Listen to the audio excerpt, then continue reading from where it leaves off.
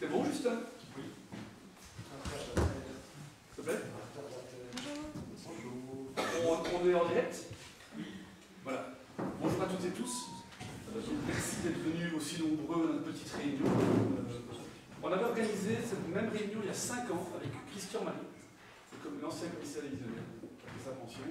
On était beaucoup moins, donc je suis content que vous soyez aussi nombreux. Donc pour ceux qui ne me connaissent pas, je m'appelle Mathieu Porin, je suis bourgmestre, je pense que les gens commencent à me connaître. En fait, si j'ai... Ça marche juste le micro? J'ai que le micro, il faut l'allumer. Ah non, je l'éteins? Oui. Ah. Reste comme ça. Ah pardon, ok, autant pour moi. En fait, si on a décidé de refaire la réunion, c'est parce que il y a quoi? Il y a trop. Début octobre, début octobre, fin septembre, il y a eu une sorte de vague de cambriolage sur la commune de Bourg-Villers. Et quand je lisais les réseaux sociaux, j'ai l'impression que les Bourg-Villers c'était Chicago et que tout le monde se remontait un peu le bourrichon par rapport au cambriolage. Alors, un cambriolage, c'est un cambriolage de trop, mais l'idée ici, c'était de parler posément, de recontextualiser et donner des trucs et astuces par rapport au cambriolage, mais pas que. Donc, on en profite pour parler un peu du rôle de la police. Et donc, j'en profite pour remercier donc, David Delvalle, qui est en fait notre inspecteur principal ici au poste de proximité à Frane-Gosselin. Donc, c'est lui que vous voyez au quotidien. C'est un peu votre agent de quartier, qu'on appelait ça à l'époque. C'est vraiment la personne que vous voyez au quotidien. Il a une équipe, mais c'est vraiment le chef de la petite cellule là-bas. Et vous êtes quoi, 3, 4? Il y a 4 agents de quartier, une personne avec. Voilà. Et donc, il gère ces personnes-là. Donc, c'est vraiment la personne avec qui on a des contacts réguliers. Ensuite, il y a Grégory de Coster, qui est commissaire. Lui qui travaille également à la zone Bruno. Et la commissaire divisionnaire, donc la chef de corps, qui est Delphine Lempereur, qui a remplacé Christian Marie. Et donc, ces personnes-là travaillent pour la zone Bruno, et donc c'est la zone de police. Et donc, il n'y a pas que les Bourg-Villers, on travaille avec Fleurus et on travaille également avec Pont-à-Celle. Et donc, on se voit régulièrement parce que les bourgmestres ont dans leurs compétences la sécurité. Et donc, on se voit en collège et en conseil de zone avec les autres bourgmestres. Donc, on a un peu toujours le même problème, même si la ville de Fleurus a d'autres problèmes que nous, parce qu'il y a vraiment une ville qui est Fleurus, et donc ils ont d'autres problèmes, plutôt de toxicomanie, etc. Et donc, le but ici, c'est que la chef de corps vous présente, mais je pense qu'ils vont se relayer, vous présente un peu les statistiques liées à la criminalité, mais pas que. C'est aussi lié au mauvais stationnement, c'est lié à tout ce qui nous ennuie au quotidien, et vous donner des trucs et astuces, et tous les services offerts par la police par rapport à ça. Et peut-être aussi on pourra alors parler de l'éclairage public, parce que je sais bien que ça fait toujours c'est un débat, et on pourra en parler. Donc je donne la parole à Delphine, et alors n'hésitez pas à poser des questions, mais moi ce que je propose c'est qu'il présente, et que vous gardez vos questions pour la fin. Ça va? Ah, ou tu gères. Écoutez, moi j'avais pensé que ce soit une soirée plus interactive, ok, tu gères. J'ai fait une trame de PowerPoint, un support, hein, mais ça doit rester interactif. Donc levez la main si vous avez une question. Nous sommes 3. Je ne vais plus faire les présentations. Mais merci Monsieur le Bourgmestre de nous avoir invités, parce que pour nous c'est une belle opportunité de venir à votre rencontre dans un autre contexte agréable, dans une belle salle. Donc profitons de ce moment pour interagir. Alors la petite trame et ce qui est prévu au programme, c'est de vous faire une brève présentation. Vous m'entendez? Vous m'entendez bien? Okay. Une brève présentation de la zone de police. Qui sommes-nous à Bruno, donc votre zone de police? Bruno AU, parce qu'il y a une zone de police bruxelloise qui s'appelle Bruno, donc il ne faut pas confondre. On évoquera quelques données liées aux priorités d'action de notre plan zonal de sécurité, avec un focus, comme Monsieur le Bourgmestre disait, sur les cambriolages. Nous parcourrons aussi les missions et actions que nous exerçons au quotidien, pas toutes, mais la plupart. Et alors, on conclura avec les développements récents de la zone de police, puisqu'on essaye de se moderniser aussi à tout niveau. Bonjour madame, je vais faire une petite pause le temps.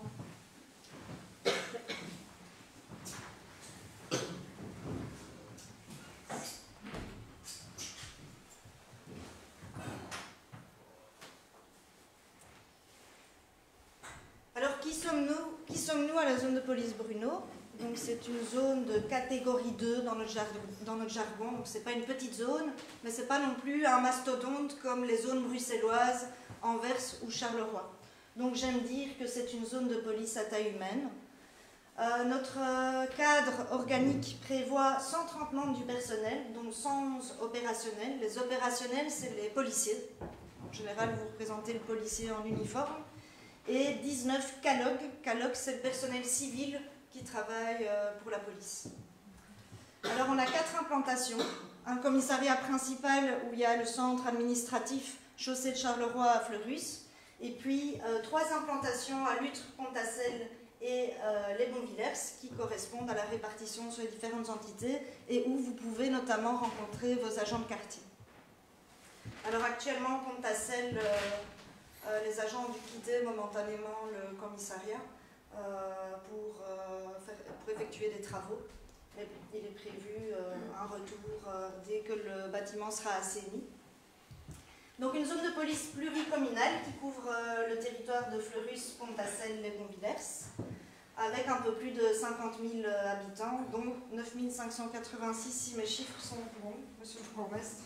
C'est plus ou moins ça, ça varie. Voilà. Alors on a une caractéristique, c'est qu'on est traversé par un large réseau routier. Et j'aimerais apporter une précision, c'est qu'on n'est pas compétent pour toutes les voiries. Donc quand vous entendez qu'il y a un accident ou une autre infraction sur le territoire autoroutier, c'est la police fédérale qui intervient. Alors je fais cette précision parce que la presse fait souvent la confusion et aussi c'est important pour comprendre les chiffres qu'on va vous présenter parce que les accidents sur réseau autoroutier ne sont pas comptabilisés malgré qu'ils traversent notre territoire. Alors, voici l'organisation du corps de police et l'organigramme. N'essayez pas de lire, c'est pratiquement impossible, c'est pas le but, c'est pour vous de montrer un visuel de la structure du corps de police. C'est une structure assez classique. Donc, le corps de police est divisé en services qui correspondent aux missions, aux grands types de missions que nous sommes légalement tenus d'exercer. Donc le service intervention, ça c'est les inspecteurs sur véhicules qui patrouillent 24 heures sur 24 en rue et qui interviennent sur les missions urgentes quand ils sont appelés par un dispatching, donc une centrale. Et quand ils ne travaillent pas sur une mission urgente, ils rentrent au commissariat pour rédiger leurs pièces d'écriture, donc les procès-verbaux et toutes les charges administratives qui en découlent. Ou alors, ils sont orientés sur des patrouilles préventives sur le territoire de la zone, donc préventive pour garantir une visibilité de nos services. Le service enquête et recherche, c'est les enquêteurs qui vont investiguer dans des dossiers d'enquête supervisés par des magistrats, donc le parquet et les juges d'instruction. Le service d'aide policière aux victimes, qui apporte un premier soutien psychologique aux victimes d'infractions. Le service circulation, ceux-là sont moins souvent vos amis, si je peux parler comme ça, parce que c'est eux, c'est un peu réducteur, mais c'est eux qui organisent le plus souvent les contrôles vitesse et alcoolémie, vous verrez, on en fait quand même beaucoup. Alors, qui n'ai-je pas cité? Oui, ben, on va passer au service proximité, mais comme on a la chance d'avoir un inspecteur principal, David Delval, ben, je propose que lui, comme praticien, vous parle du travail de proximité, puisque comme monsieur le bourgmestre disait, c'est avec eux que vous êtes susceptible d'avoir le plus de contacts, c'est avec les agents de quartier. Et voilà, bonsoir à tous. Donc, comme monsieur le bourgmestre vous a dit, je suis le responsable du commissariat ici de Fresnes-les-Gosselies. Alors je vais juste expliquer en quelques mots quelles sont les missions vraiment de proximité, quelles sont les missions d'un agent de proximité. Alors tout d'abord, qu'est-ce que c'est un commissariat de proximité? Ce sont deux choses, ce sont des agents qui vont travailler au niveau de l'accueil et sur le terrain. Donc au niveau de l'accueil, ce sont les personnes qui, quand vous vous rendez sur place pour un renseignement, pour un dépôt de plainte, c'est la personne qui est à l'accueil qui va vous recevoir. Ça, c'est la première mission, entre guillemets, de l'agent de quartier.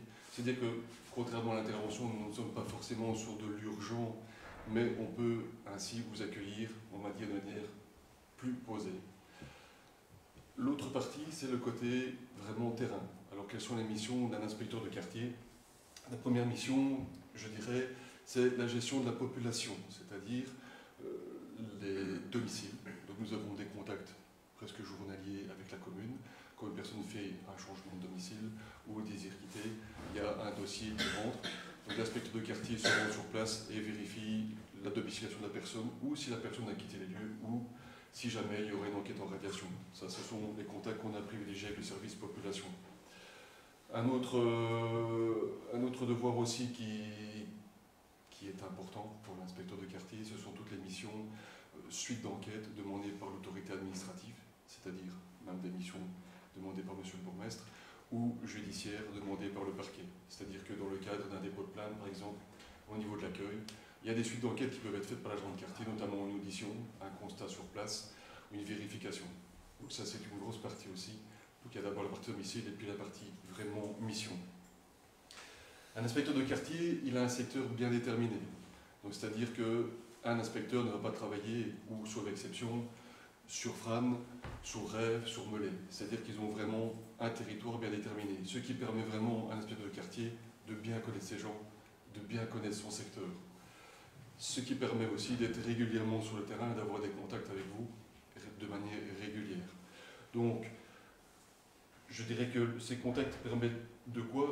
Vous avez des questions, vous avez des problèmes avec votre voisin, vous avez toutes sortes de choses sur lesquelles l'inspecteur de quartier va soit intervenir, soit interpeller l'autorité qui pourra le faire. Alors une autre mission aussi, et qui pour moi est très importante, on va parler, et notamment on va en parler ce soir, c'est un rôle de prévention et de technoprévention. Alors la prévention, c'est lorsque vous nous voyez par exemple au niveau des écoles, à certaines périodes de l'année, pour le stationnement des parents, n'importe comment, pour la sécurité des enfants sur le chemin. Pour nous, c'est quelque chose qui est important, c'est vraiment un rôle de prévention. On travaille d'ailleurs en parallèle sur différents projets avec les écoles, que ce soit les Bonvillers, Fleurus ou Pont-à-Seine. On parle de sécurité routière. Donc vraiment, on essaye ce rôle de prévention. Un autre rôle qui sera très important aussi, je pense que Madame la chef de corps aura l'occasion d'en discuter, c'est la technoprévention. Là, on sera vraiment sur les vols, habitations et autres. Je ne vais pas trop m'éterniser dessus, parce que je pense que Madame la chef de corps va le développer. Mais sachez une chose, c'est que sous l'entité des Bonvillers, nous avons la chance d'avoir un inspecteur qui est breveté technoprévention. Alors qu'est-ce que ça veut dire en gros? Ça veut dire que c'est quelqu'un qui peut vous aider à améliorer la protection de votre maison. Donc n'hésitez pas, si vous aviez un souci, prenez contact avec le poste. Cette personne se fera un plaisir de reprendre contact avec vous. Ou si vous avez été victime d'un vol, peut-être discuter avec lui pour dire on peut améliorer telle ou telle chose. Nous avons aussi un rôle de constatation d'infractions sur le terrain, qu'elles soient judiciaires ou qu'elles soient un peu comme le service roulage, où aussi on travaille pour le stationnement, pour le respect des normes sur la commune. Mais c'est aussi la constatation de quoi? D'un dépôt clandestin de déchets. Je pense que la population travaille aussi avec nous en parallèle par rapport à ça. On a encore découvert un dépôt clandestin. Donc nous, on a ce rôle de constat où, via l'agent constatateur qui est M. Vassou de la commune, avec qui on a de très bons contacts, permet aussi de pouvoir avancer. Lui fait des recherches, notamment dans ses dépôts, pour tenter d'identifier la personne et aller plus loin dans la démarche avec la verbalisation qui va avec. Ce qui est important aussi, c'est au niveau constatation, c'est par exemple la signalisation ou les routes qui sont dégradées. De nouveau, on est là aussi pour essayer de patrouiller à notre niveau sur le secteur des Bonvillers, et ce qui permet également de prévenir la commune. Attention, la signalisation au niveau national 5, c'est déjà arrivé plusieurs fois, reste sur la phase rouge, ce qui peut causer, comme vous pouvez vous en rendre compte, des dangers immédiats. Je terminerai par deux choses. C'est l'agent de quartier, l'inspecteur de proximité participe aussi également, et là je vais parler un petit peu, non pas juste pour les Bonvillers, mais pour la zone pluricommunale qui est la nôtre, à toutes les festivités. Donc nous sommes bien lotis, je pense, au niveau des Bonvillers. 242 événements par an. Voilà. Vous n'êtes pas là à tous les événements. On n'est pas là, mais c'est vrai qu'on est quand même régulièrement là et on est souvent sur le terrain. Voilà, l'éducat. T'es plus gros, pas dans la même tenue, mais on est là. Voilà. Et c'est vrai qu'on essaie d'être un maximum présent pour vous et pour que chaque festivité se fasse le mieux possible, que ce soit les deux casques, que ce soit le tour au char, que ce soit toutes les festivités où on essaie que le sourire reste toute la soirée. Et enfin, on a un rôle, l'inspecteur de proximité a vraiment un rôle d'information. Comme je vous l'ai dit, il travaille sur un secteur bien précis. Il connaît ses gens, il connaît les endroits, il connaît son secteur. Et le rôle d'information est important pour répercuter cette information. Attention, il y a peut-être un début de danger à ce niveau-là. On peut prévenir soit des collègues à nous qui, eux, sont en intervention et qui, eux, sont là 24 heures sur 24. Si vous avez un problème de musique qui va à plein tube tous les soirs à 22 heures, notre commissariat est fermé, mais on peut répercuter l'information et demander que des patrouilles soient faites plus spécifiquement pour un sujet ou pour l'autre. On peut aussi travailler également avec des organismes extérieurs, tout dans le respect forcément du secret professionnel, afin de pouvoir faire avancer les choses avec la commune et pour l'ensemble du citoyen. Voilà, je ne sais pas si vous avez des questions par rapport à ça. N'hésitez pas. Merci David. Voilà, merci à vous. Donc on a parcouru les services qu'on dit opérationnels, qui concernent l'opérationnalité sur le terrain. Je voudrais mettre en avant aussi le travail administratif. Donc on a du personnel civil qui travaille activement pour faire fonctionner la zone, donc pour répondre aux besoins logistiques, financiers, gérer les ressources humaines. Sans eux, la zone ne tournerait pas. Donc je trouve que ça mérite d'être mis en avant parce que c'est un peu les travailleurs de l'ombre. De même que tous les membres du bureau judiciaire, quand les inspecteurs et les agents ont fini leur rédaction de procès-verbaux, ils vont traiter ces procès-verbaux pour alimenter la Banque nationale générale de données. Et ça répond à toute une série de normes techniques très méticuleuses. Donc eux aussi, ils ont un rôle de l'ombre, mais sans ça, notre travail n'arriverait pas au bon destinataire.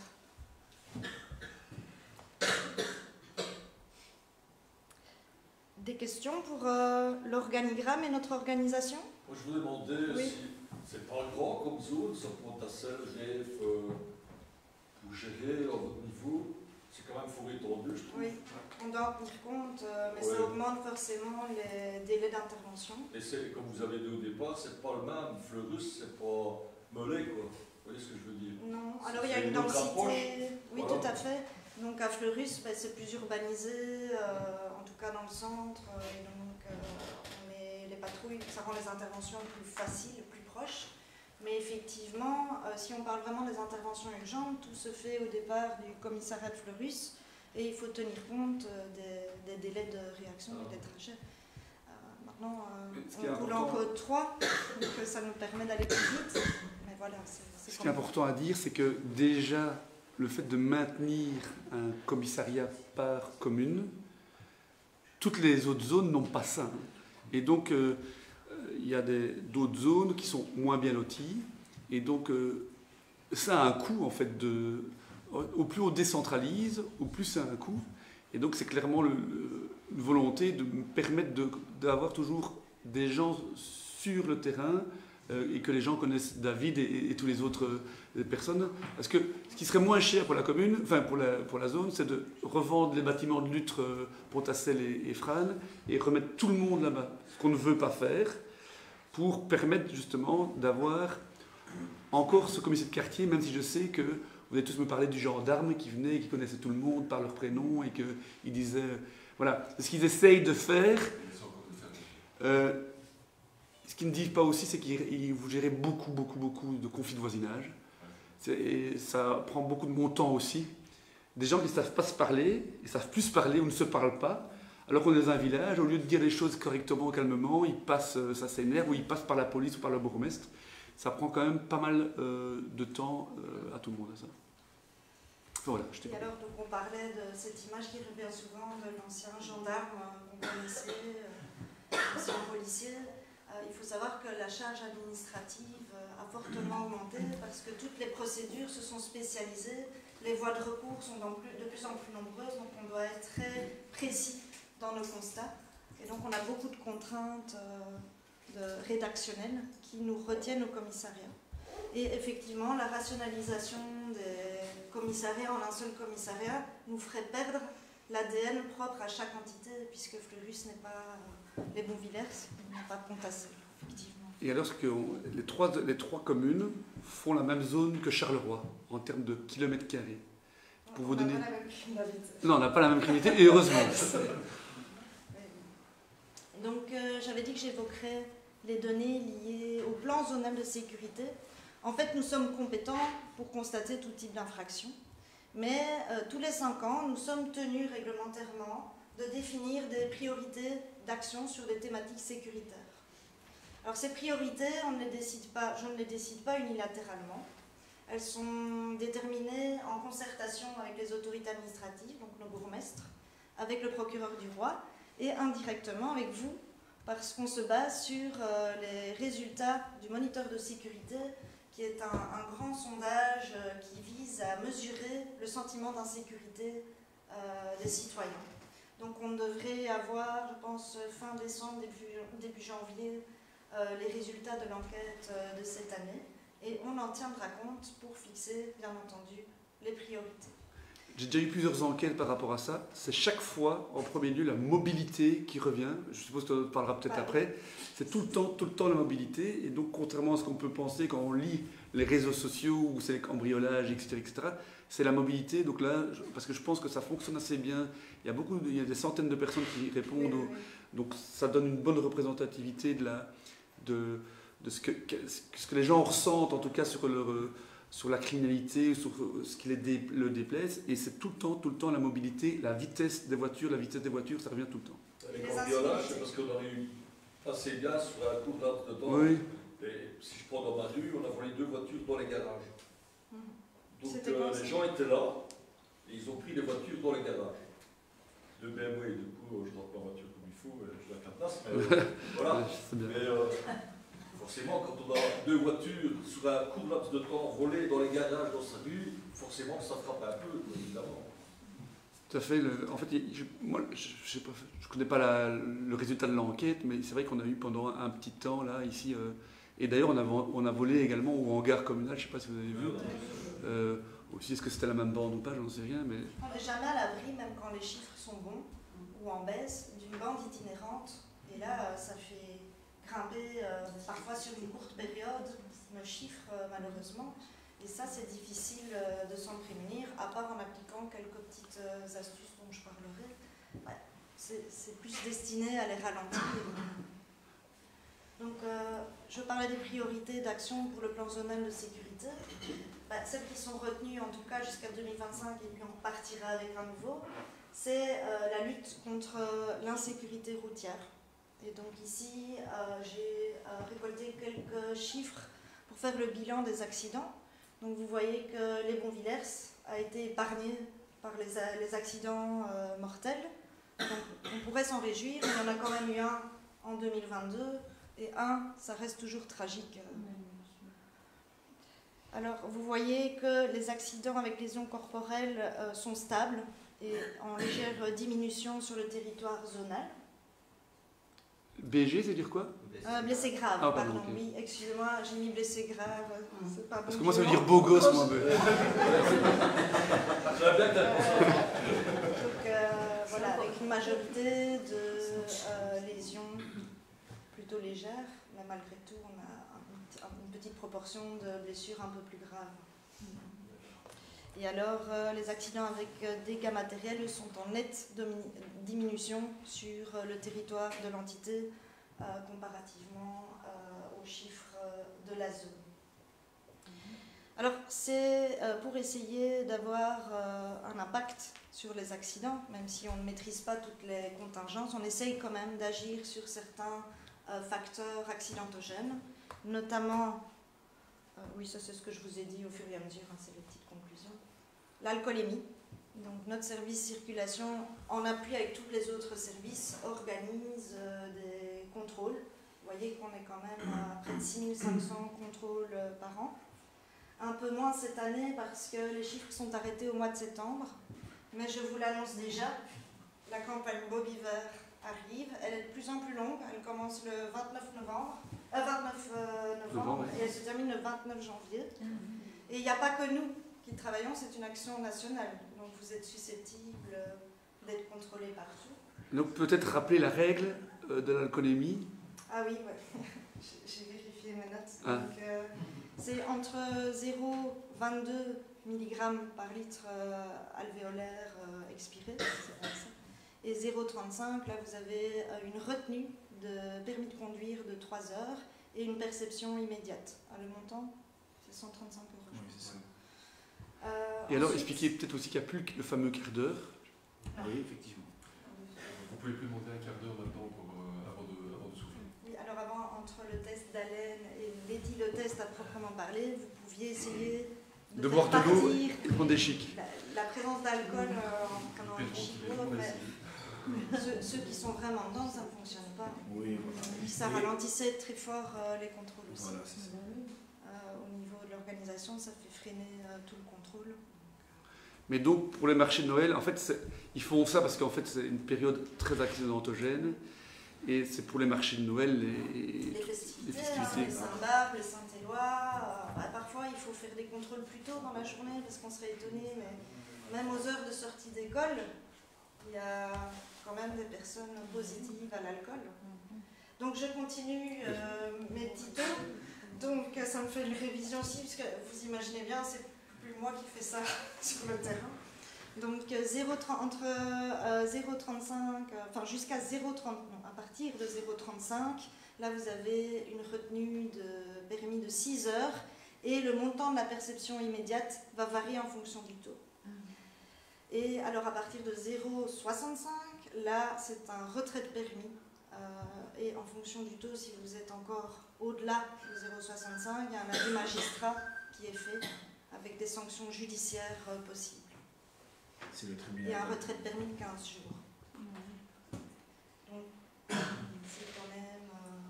Et les taux, ça correspond à quelle quantité, par exemple Non, mais ça dépend de votre métabolisme.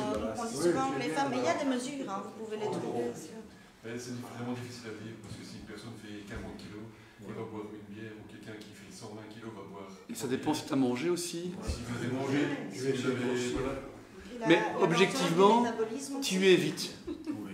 On y est vite. On y est très vite.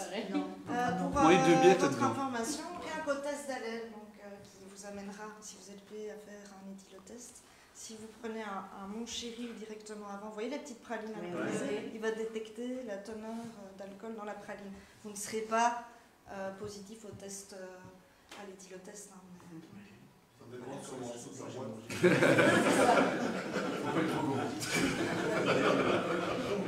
Mais l'alcool meurtrier, ça ralentit tous vos réflexes et c'est souvent un facteur qui est à l'origine d'accidents.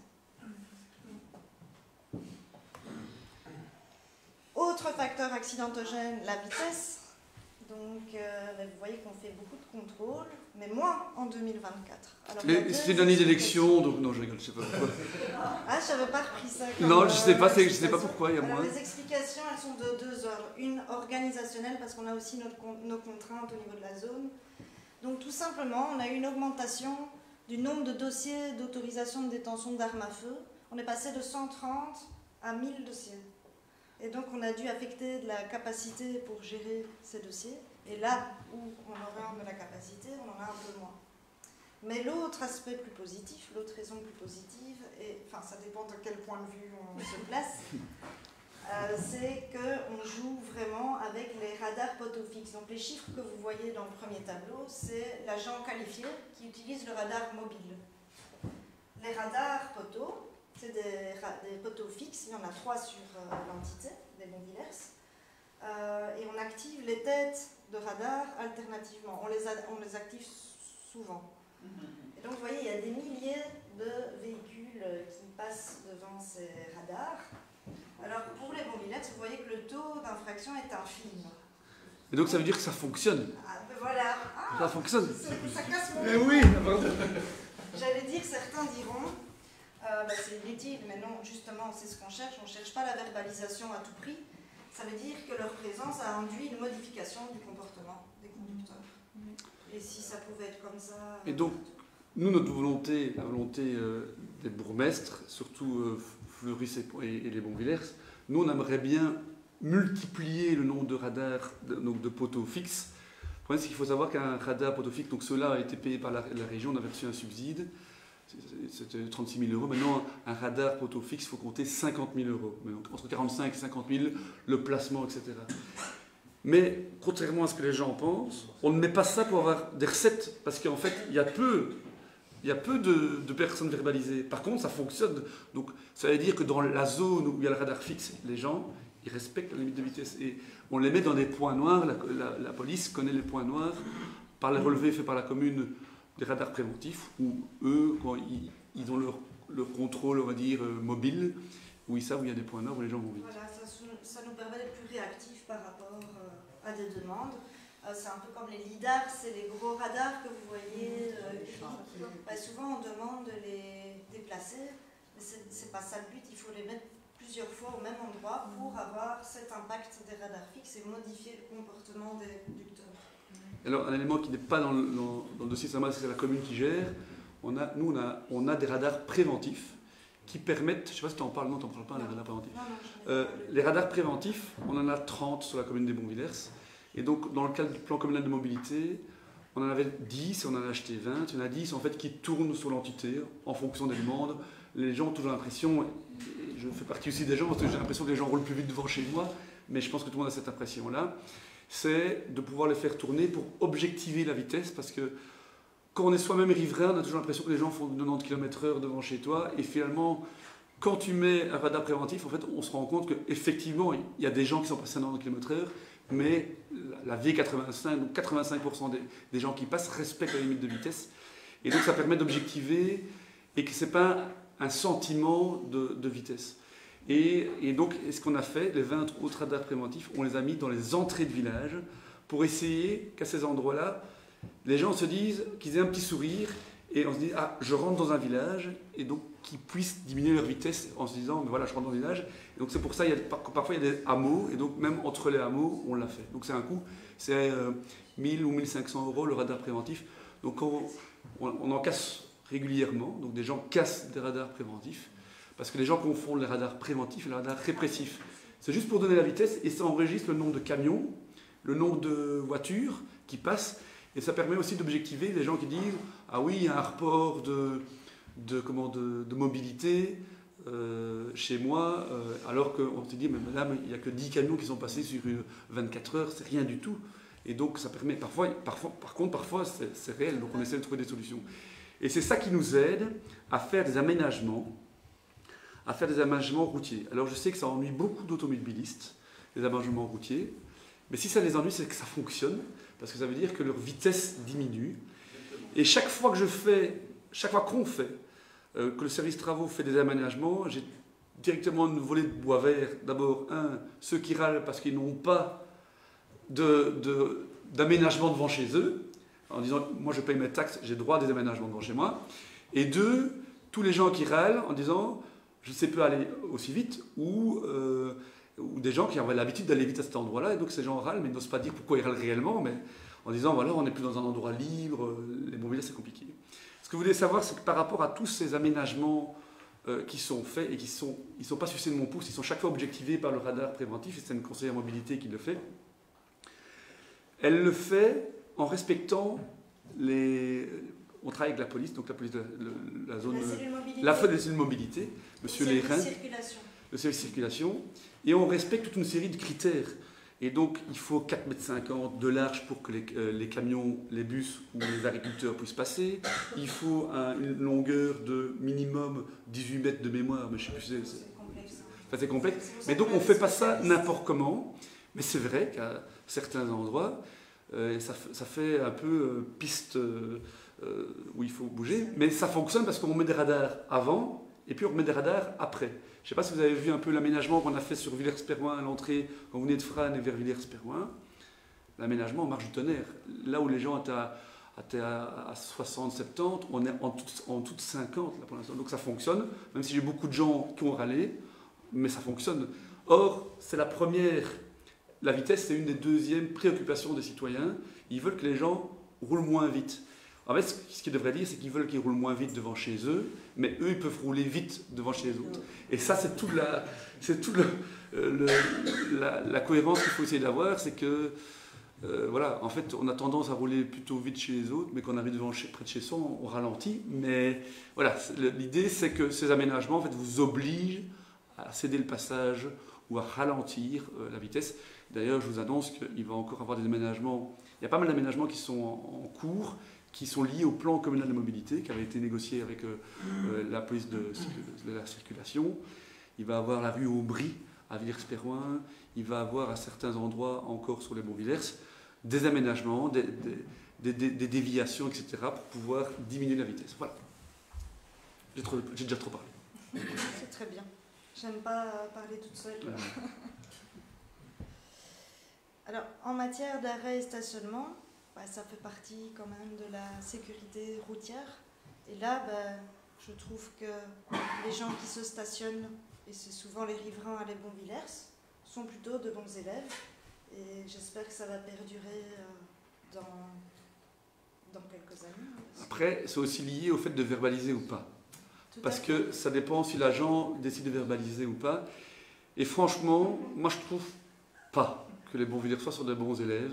Je vois tous les jours des gens qui se garent sur les trottoirs.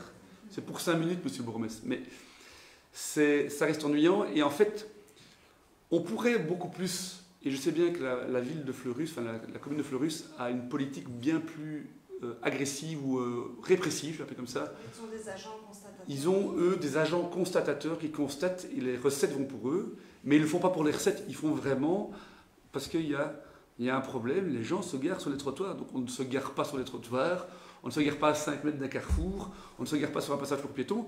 Et ce qui est assez marrant, pour ceux qui ont des enfants ou des petits-enfants au collège de rêve, dès que la police est là, je ne sais pas ce qui se passe, mais il n'y a jamais aucun problème. Il n'y a jamais aucun problème.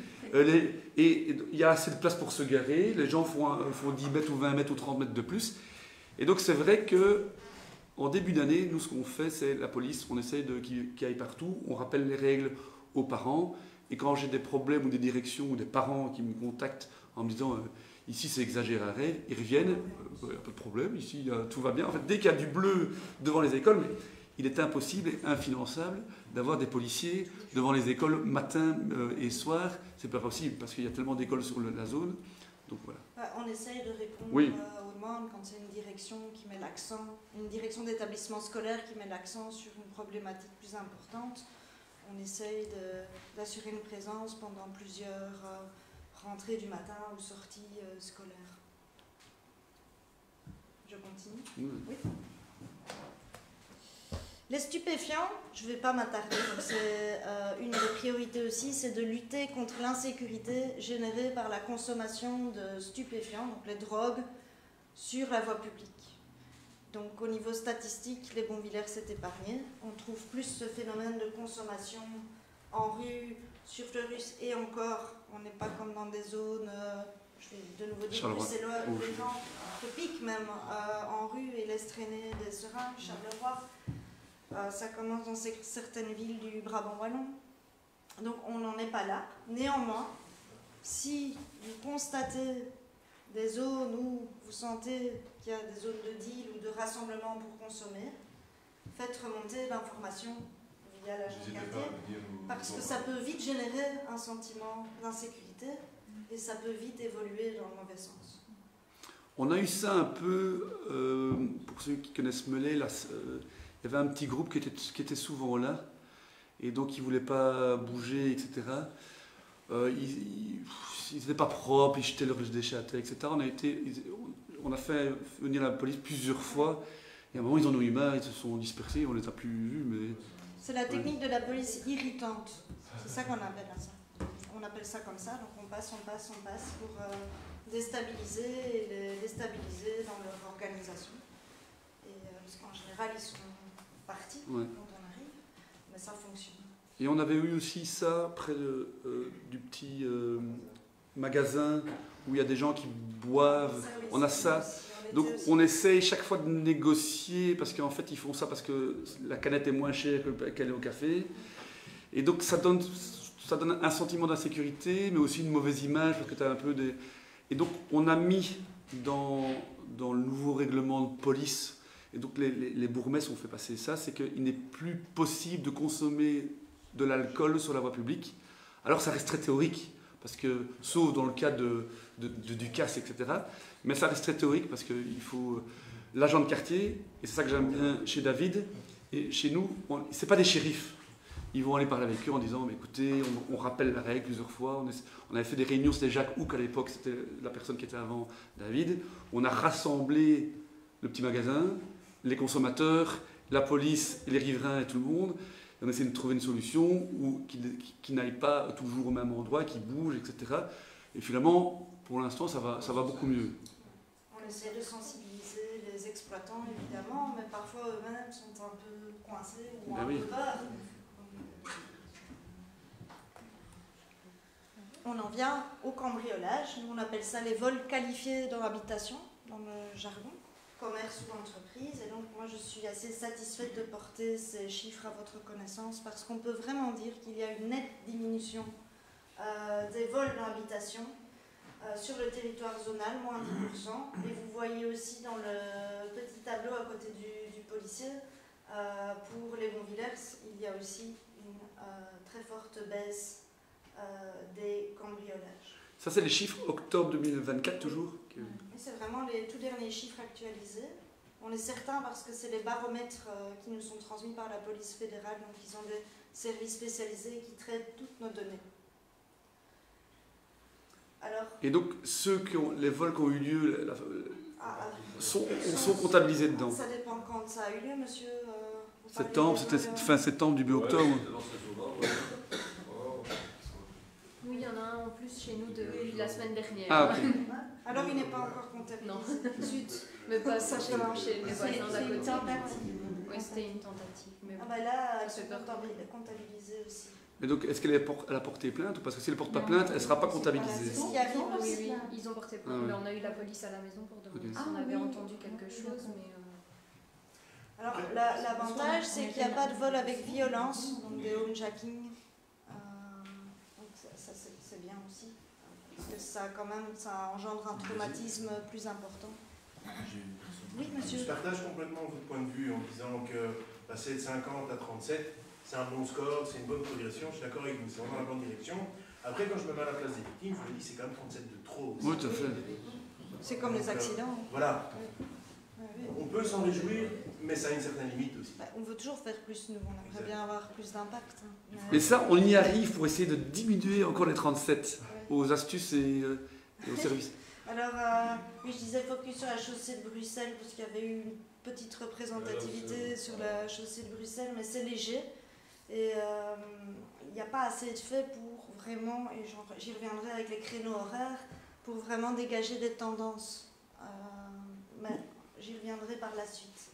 Alors, dans l'aspect préventif, nous, on mène des opérations, plusieurs opérations par an, pour essayer d'augmenter notre visibilité et d'être dissuasif sur le terrain, notamment à l'occasion des opérations vigilance. C'est des opérations qu'on mène pendant les fêtes de fin d'année, où on augmente la présence policière sous forme de patrouilles pédestres en voiture, aussi bien aux abords des commerces et entreprises que dans les secteurs résidentiels. Donc à la base, c'était uniquement axé vers les commerces. Maintenant, on a essayé d'élargir ça aux habitations. Alors, on parlait de la technoprévention. Donc, M. Delval vous a dit qu'il y avait un conseiller en technoprévention, et en plus ça tombe bien dans votre commissariat de proximité. Mais quand vous pensez technoprévention, on pense souvent investissement dans l'habitation pour mettre en place des systèmes coûteux. Il y a plein de petites astuces que vous pouvez mettre en place pour sécuriser votre habitation et qui ne coûtent pas un franc, enfin 1 euro. Je parle déjà comme une vieille. Et ça, vous pouvez les consulter sur le site www.unjour100.be.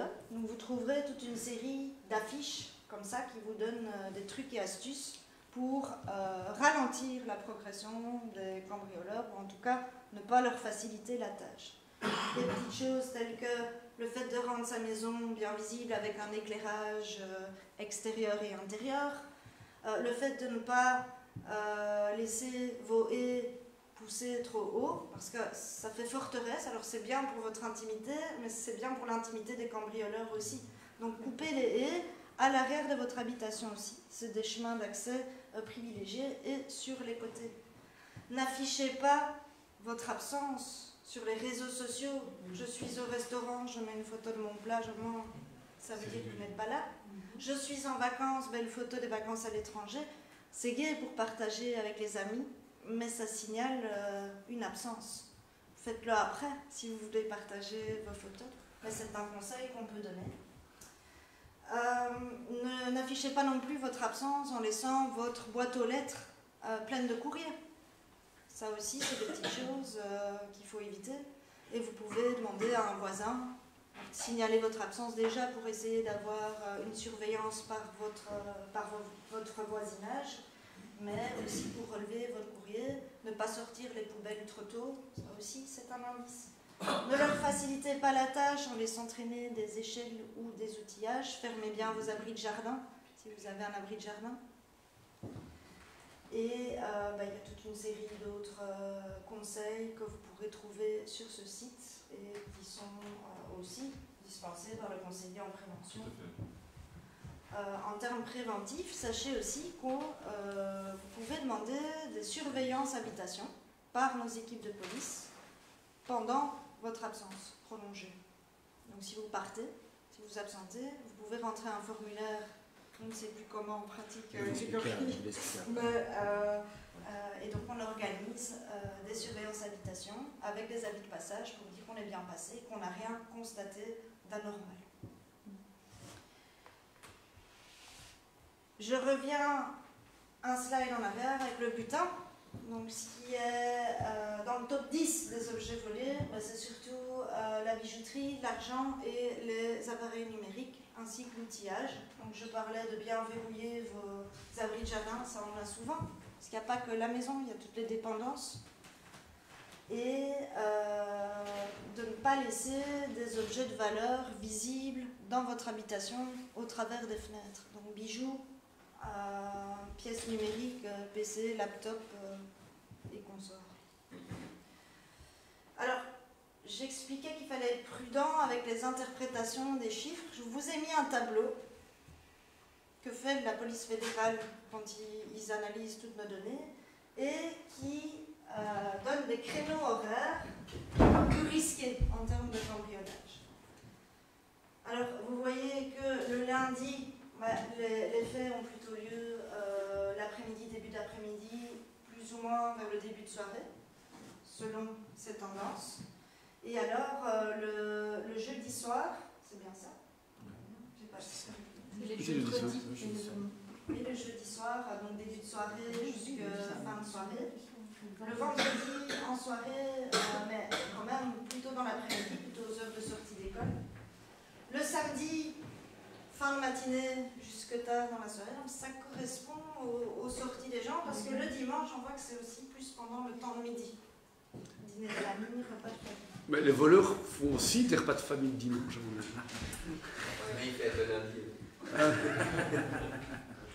Alors il faut être prudent, parce qu'en fait, il n'y a pas assez de faits enregistrés pour pouvoir dégager des tendances. Ça, c'est mon esprit de criminologue qui dit ça, et j'ai pas envie de vous faire peur, mais voilà, pour être transparent, je voulais donner, exposer ces créneaux.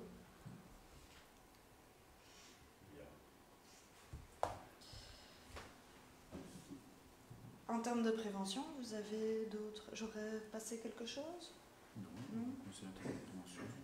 Voilà, donc ça c'était pour les cambriolages, une des 3 priorités de notre plan zonal de sécurité. Est-ce que vous avez des questions par rapport à ces faits? Est-ce que les caméras aident à diminuer le risque de cambriolage?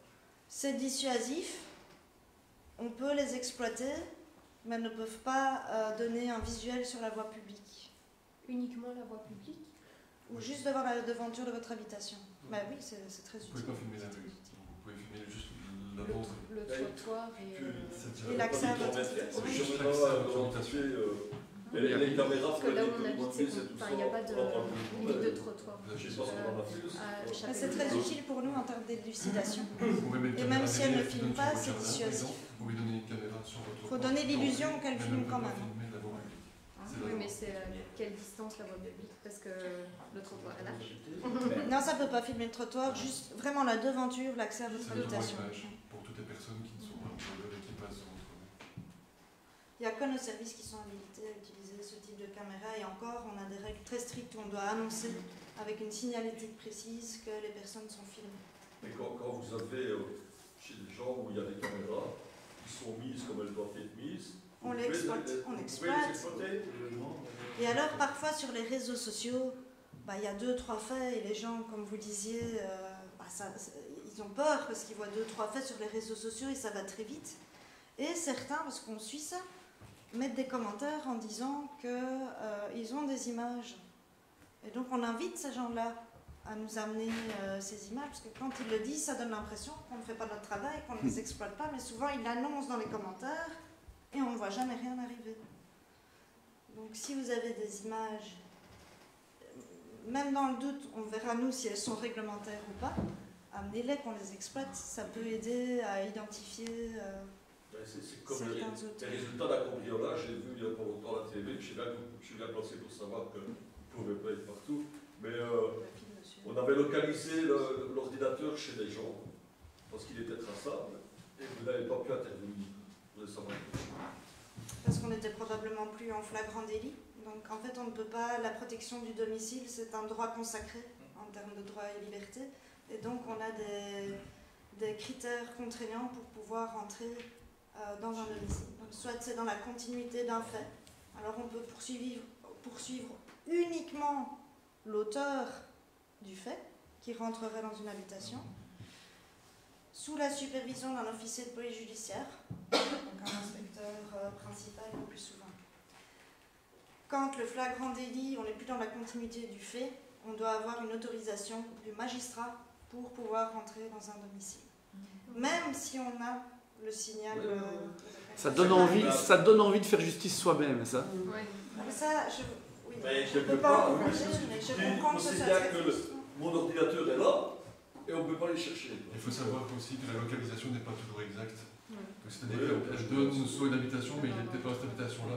Et comme Madame la chef de corps vient de dire, on ne peut pas toquer à toutes les portes et rentrer dans toutes les habitations. Si ça peut être dans un building, un appartement, on ne peut pas commencer. Voilà. On peut toujours rentrer avec le consentement des gens, mais en général, ceux qui donnent le consentement Ah oui, n'ont pas grand-chose à se reprocher. Alors c'est très frustrant pour nous aussi, vous savez, mais nous sommes on le vit bien parce que ça fait partie de notre cadre contraignant. Et on étudie ça, hein. L'académie c'est vraiment des cours qu'on doit apprendre en droit pénal, en procédure judiciaire. Oui monsieur. Vos astuces sont super. Hein. Je voulais juste vous dire que moi la seule fois où j'ai été cambriolé, c'était une vingtaine d'années, c'était en pleine nuit, et on était dans la maison. Donc, ouais, voilà, donc ça a suivi les critères que vous avez mis hein, sur ce qui a été emporté, donc bijoux, du cash, un ordinateur. Quand on a fait l'inventaire avec les voisins pour savoir si eux aussi avaient été cambriolés ou pas, ils ont fait grosso modo 20 à 25 maisons cette nuit-là. Donc ça, à mon avis, ça doit être des bandes organisées. C'est des bandes itinérants. Ils ont même des quotas à faire. Est-ce que vous avez une stratégie particulière par rapport à ces bandes organisées? C'est très difficile d'identifier au moment même ces bandes organisées, sauf quand on communique entre les zones et qu'on a une image bien cartographiée. Donc parfois, on est au courant qu'il y a une bande itinéraire qui parcourt, qui arpente les quartiers sur Châtelet, la zone voisine. Eh bien, on va orienter nos efforts. Mais le problème, c'est impossible de savoir où ils vont frapper, dans quel quartier. Et comme vous le disiez, le secteur est très grand. Je rejoins ce que j'ai entendu avant. Hein, ça donne envie de faire justice soi-même. Moi, c'est ce que j'ai en tête maintenant. Pour avoir été cambriolé, c'est une expérience très traumatisante. Surtout quand on est présent sur place. La prochaine fois que ça se passe, si je descends, je trouve la personne, je réponds plus moi, je crois. Hein. Oui, tout à fait. Ben, c'est de la légitime défense. On ne sait jamais à qui on a en fait. Alors vous pouvez retenir, vous avez le droit de retenir la personne. Chez vous, mais dehors, vous ne pouvez pas. Parce que Si toute personne, pour autant que le fait vienne de se produire, vous pouvez retenir la personne et pour autant que vous appeliez directement les services de police. N'attendez pas une heure de le séquestrer. Ça arrive dans le milieu agricole. Hein, parce que... J'ai cambriolé chez mon père et mon frère a attrapé le cambrioleur dehors, il l'a rossé. Le policier est venu, il a dit « J'espère pour votre fils qu'il ne va pas porter plainte ». Oui. Oui, mais il l'a rossé. Il a rossé Vous devant. pouvez le retenir, mais pas faire justice vous-même. Bon, écoutez, il lui a sauté dessus. Alors, de toute façon, quand vous voyez maintenant qu'à la télévision, on a hier à la TV, au moins de 5 ans, vous n'allez plus en prison. Alors, un cambriolage, vous n'avez pas 5 ans de prison. Alors nous, on n'a pas de prise sur les condamnations. On essaye d'apporter tous les éléments constitutifs de l'infraction et de réunir tous les éléments de preuve vers le magistrat. Mais après, on n'a pas de suite sur la politique du parquet. Et ça, c'est quelque chose... Mais je pense que les gens comprennent maintenant que c'est pas la police qui décide de ça. Les jeunes ont du mal aussi, hein, les jeunes recrues avec ça, parce que c'est assez décourageant. Mais ça aussi, ça fait partie du contexte. On doit continuer à travailler pour les rares qui sont condamnés. Bien sûr, et vous avez un métier qui est vraiment pas facile, franchement. Je suis tout à fait d'accord avec vous. Là, je me retourne vers vous, monsieur le bourgmestre.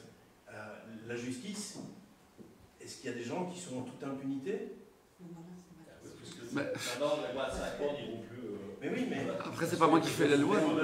Non, je sais, mais vous êtes un peu le représentant aussi politique face à votre... En fait, on parle avec n'importe quel policier. C'est très énervant pour un policier parce que en fait, c'est très rare qu'il trouve les voleurs, entre guillemets, parce que... et quand tu vois qu'il ne se passe rien, parce que la justice est dépassée, parce qu'elle n'a pas été refinancée, parce que ils préfèrent... Enfin, et je comprends, il y a des cas plus importants de terrorisme, viol ou autres, abus sexuels, etc. Et qu'à un moment, ça passe au bleu. Et donc voilà, mais Grégory, vas-y, si tu veux non, dire. je veux dire, effectivement, il y a une surpopulation carcérale, donc il y a une certaine catégorie de faits, donc voilà, il y a certains faits, bien sûr, qui n'échapperont pas à la prison, mais effectivement, il y a une certaine catégorie de faits, donc moins de 5 ans, qui ne vont pas en prison. Maintenant, néanmoins, c'est pas qu'il n'y a rien. On en parlera plus tard, mais nous avons, notamment les agents de quartier, on utilise l'application personne sous condition. Donc en fait, les différents agents de quartier des Montvilliers, nous avons combien pour le moment? Presque 100 personnes sur le territoire de Montvilliers qui sont sous condition. Donc l'agent de quartier a les 100 personnes dans sa tablette. Je les ai sur mon téléphone. Donc on a les 100 personnes et donc régulièrement, tous les 3 mois, cette personne fait l'objet d'une visite de l'agent de quartier pour voir, monsieur, il y a un peu de nouveaux faits, comment ça se passe, vous respectez bien, comme quoi vous consommez plus de drogue. Il n'y a pas que pour les stupéfiants, il y a également des personnes qui sont sous condition parce qu'ils ont eu des accidents graves sous alcool. Donc ces personnes-là ne doivent plus commettre d'infractions au point de vue des excès de vitesse, etc. Et donc il y a un suivi quotidien qui est suivi par les agents de quartier. Donc effectivement, ils ne sont pas en prison, mais il y a quand même un suivi. Il y a d'autres alternatives à la détention. Madame, mais il faut le rappeler, c'est une surcharge de travail pour l'agent de celui qui a quartier. travaillé pour s'acheter une voiture ou n'importe quoi, ou une maison, pour démolir, pour aller voler une montre dans une garde-robe, il est frustré, qui n'a pas su avoir justice, on va dire ça. Et le policier qui arrête celui qui vous a cambriolé et qu'on remet en liberté tout de suite, il est frustré aussi. Bien sûr, C'est c'est pour ça que je doublement dis que c'est un métier victime, quoi, compliqué. parce que on avait retrouvé une partie des effets volés, donc la personne, mais nous on ne sait pas ce qu'il a advenu Non. pour cette C'est personne. très intrusif. Alors on se sent doublement Oui. victime, quoi. Hein. Oui. Idem, les incivilités, ben moi j'en ai déjà fait remarquer et tout, mais on ne sait pas, est-ce qu'on a vraiment trouvé les gens qui ont fait des dépôts clandestins? Alors, Qu'est-ce je me qu'ils permets ont- les dépôts clandestins, je connais bien. Les dépôts clandestins, en fait, le problème des dépôts clandestins, déjà, quand c'est un dépôt de clandestin de gravat, c'est rien faire. Mais il y a des gens qui sont bêtes, hein, et donc ils sont déjà bêtes de faire le dépôt clandestin, mais ils mettent leurs poubelles avec leurs factures, etc. On les retrouve très vite. Il y a l'agent sanctionnateur, donc il y a l'agent constatateur, M. Vassot, qui travaille en main à main avec David Delval. Il trouve, et après c'est un agent sanctionnateur, donc qui est assermenté et qui donne une amende. C'est moi qui signe ce truc, j'en ai déjà signé. Et ces gens-là sont insolvables. Et donc, qu'est-ce qui se passe? Il a reçu une belle amende, mais globalement, ils sont insolvables. On fait venir un huissier qui va me coûter le prix de son amende, à l'argent que j'ai pas recevoir. Et donc, c'est effectivement très frustrant, une certaine impunité. Je ne sais pas si vous vous souvenez du fameux maire en France il savait qui avait été mis les déchets, il a pris des ouvriers communaux, il a tout mis dans un camion, et les tout était déversé chez lui. Alors, ça fait du bien, mais bon, nous on peut pas faire, nous on est représentants, entre guillemets, on ne doit pas faire justice nous-mêmes. Donc voilà, En tout cas, ce qu'on a actuellement, le dispositif qu'on a, c'est on a un agent constatateur, donc c'est-à-dire que la commune paye quelqu'un, mais il ne fait pas que les déchets sauvages, il fait d'autres choses. Il vérifie aussi les infractions urbanistiques ou d'autres choses. Et on paye aussi les gens, l'agent sanctionnateur, on le paye, mais très souvent, l'argent ne rentre pas. Voilà, c'est la réalité. Ils sont insolvables, mais on peut leur donner une passe, aller ramasser des détritus le long de la route. Mais de nouveau, ça doit être une décision de justice ou une décision. Et de nouveau, ça ne dépend pas. Et par rapport à votre question, madame, que vous disiez qu'on ne sait pas toujours ce qu'ils deviennent, alors nous, avant, on pouvait communiquer sur nos actions judiciaires. Donc quand on interpellait 5 personnes en flagrant délit de vol avec récupération du butin, on pouvait le dire à la presse. On ne peut plus, pour préserver les droits des suspects qui ne sont pas encore condamnés. Et donc c'est aussi frustrant parce qu'on ne sait presque plus rien communiquer à part à propos des événements qui se sont bien déroulés. Et on aimerait, nous on est fiers de ça. Oui. Monsieur le bourgmestre, vous parliez des dépôts de déchets clandestins. On a parfois le grand plaisir d'accueillir sur la commune des gens du voyage. Et souvent, c'est accompagné, je ne vais pas dire de dépôts clandestins, mais de tas d'immondices. Et je voudrais savoir justement, est-ce que c'est aux frais de la commune que ces immondices sont ensuite enlevés et traités? Alors, les gens du voyage, c'est un problème complexe que toutes les communes ont. Donc, qu'est-ce qui se passe? D'abord, contrairement à ce que je vois régulièrement sur les réseaux sociaux, le bourgmestre ne met jamais son accord pour que des gens du voyage viennent. Oui. Ce qui se passe, c'est qu'ils sont là. Alors, il y a deux solutions. Soit on fait l'autruche, et on ne fait rien, on ne parle pas avec eux, j'envoie la police de temps en temps, vous allez relever les identités, voilà. Soit je décide de négocier avec eux, parce que je sais que généralement ils restent 3 semaines chez nous, donc c'est des familles différentes, on commence à les connaître, et je négocie avec eux, quoi. Parfois en fait, je suis tellement énervé que je négocie pas, mais 90% des cas, je négocie. Je négocie les poubelles. Les poubelles, généralement, ils veulent bien, donc ils prennent un container, ils les mettent. Ce n'est pas toujours le cas. 2, je négocie aussi qu'ils se raccordent à l'eau et à l'électricité. Ils me disent oui, ils ne le font pas. Donc, en fait, ce qui se passe, c'est qu'ils bidouillent, je vais appeler ça comme ça, ils bidouillent l'électricité et l'eau. C'est contribuable, qui paye l'eau et l'électricité, c'est tout le monde. Ce qu'on fait, donc ce qu'on a fait, parce que pour l'instant c'est le terrain de la cité du Champ du Roux qui n'appartient pas à la commune, qui appartient à la société de logement. Ou parfois ils vont s'installer au complexe. Mais au complexe, ça c'était... Là au moins, en fait, je ne devrais pas le dire, mais je préférerais avoir un terrain que je gère et au moins je sais bien qu'il n'y a pas de déchets. Et moi ce qui m'ennuie le plus, c'est qu'ils défèquent partout. En fait ils ne vont pas dans leurs toilettes. Et vont partout dans les environs. Et c'est ce qui ennuie le plus les riverains. Et donc, imaginons si on avait une aire. En fait, le jour où je fais ça, tout le monde va être contre moi. Parce que si j'ai une aire, ça veut dire que j'aurais plus de gens du voyage. Mais si j'avais une aire, on aurait moins de désagréments. Pourquoi? Parce qu'il y aurait sûrement une toilette. Ils devraient payer. Parce qu'actuellement, ils sont sur des terrains privés. Et c'est ça qu'il faut, on peut rien faire. C'est ça qui en fait, mais moi aussi, mais... Enfin, l'expérience que nous on a eue quand on a été cambriolés, ils ont fait 25 maisons de nuit à Frane, ils ont fait tous les villages environnants, il y avait des gens du voyage, je ne fais pas la relation parce que je n'ai aucune preuve. C'est une drôle de coïncidence. Il y avait un article dans le soir que j'ai gardé, ils étaient sur l'ancienne boîte de nuit, la Vesiti, l'ancien Palladium, etc. Voilà. Ils étaient là. Et donc la police, je les ai appelés et je dis mais vous ne pouvez pas aller voir parce qu'on se plaint tous, c'était que des bijoux et de l'argent, donc on supputait mais personne n'a de preuve. Ils ont dit non, on ne peut pas, c'est un terrain privé, on ne peut pas rentrer. Quoi. Mais dans les caravanes et vous les voyez tous les matins quand vous allez au boulot et tous les soirs en revenant, quand même une boule au ventre. Il n'y a pas de preuve, je sais, quand on ne prouve pas comment ils achètent leur voiture et leur caravane. C'est de la vannerie. Mais ce qu'il faut, il faut surtout des toits. Il faut beaucoup de toits. Sur les réseaux sociaux, quand on les voit, c'est clair que tout le monde le voit, il y a un stress. On se dit attention, soyez plus prudents. Donc je me dis quand même. Moi, j'ai jamais. On va faire tout et nous, si on se garde un tout petit peu de travers, et je comprends, si on est mal mis, on doit être sanctionné. Et pourquoi ces gens ont tous les droits? Mais alors, en fait, donc imaginons, je ne veux pas. Qu'est-ce que je dois faire? Je dois faire un arrêt. Je dois faire reconnaître par la justice le fait de les faire partir. Ça prend combien de temps? Ça prend facilement 12 jours. Voilà. Après, et après je reçois la décision de justice, puis je dois faire appliquer. C'est bien, il y a plein de règles, mais il faut les faire appliquer. Et s'ils sont dans leur caravane, on peut les faire bouger? Non. Comment vous avez appelé tantôt la police, pas dissuasive, mais quand vous aviez toujours...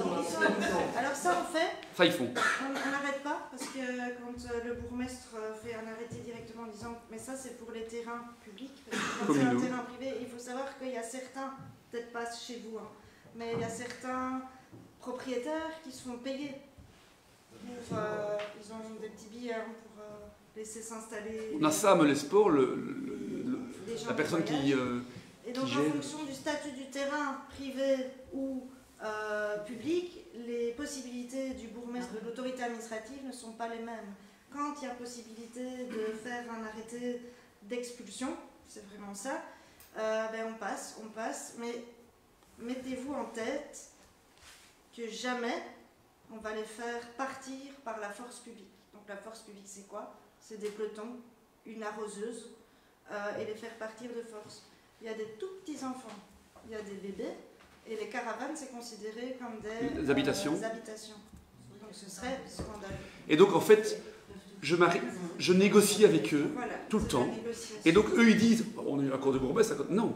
En fait, ils sont là. Et donc j'essaie de négocier une durée.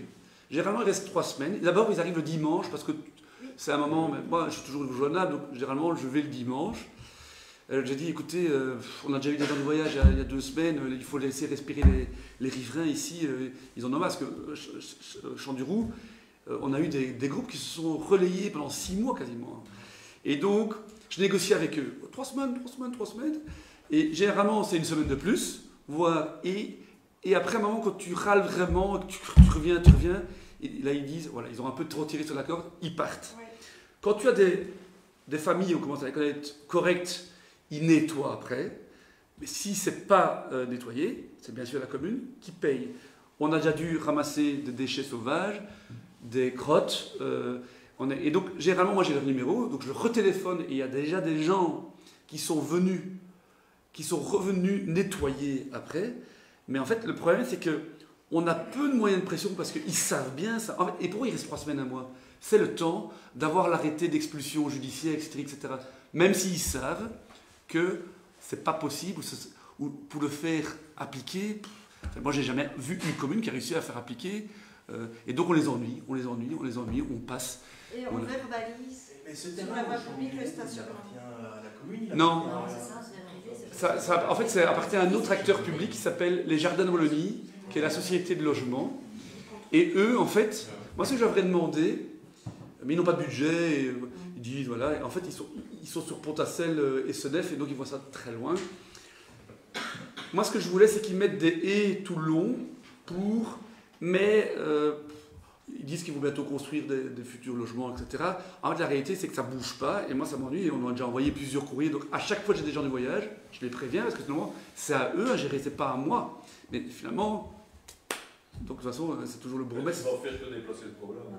S'ils peuvent plus aller là, ils iront sur un champ. Oui, mais alors, je ne devrais pas dire ça, mais quand ils essaient d'aller sur un champ, un agriculteur ne réagit pas comme le public. L'agriculteur, il prend son tracteur et il met du fumier autour. J'en ai déjà eu.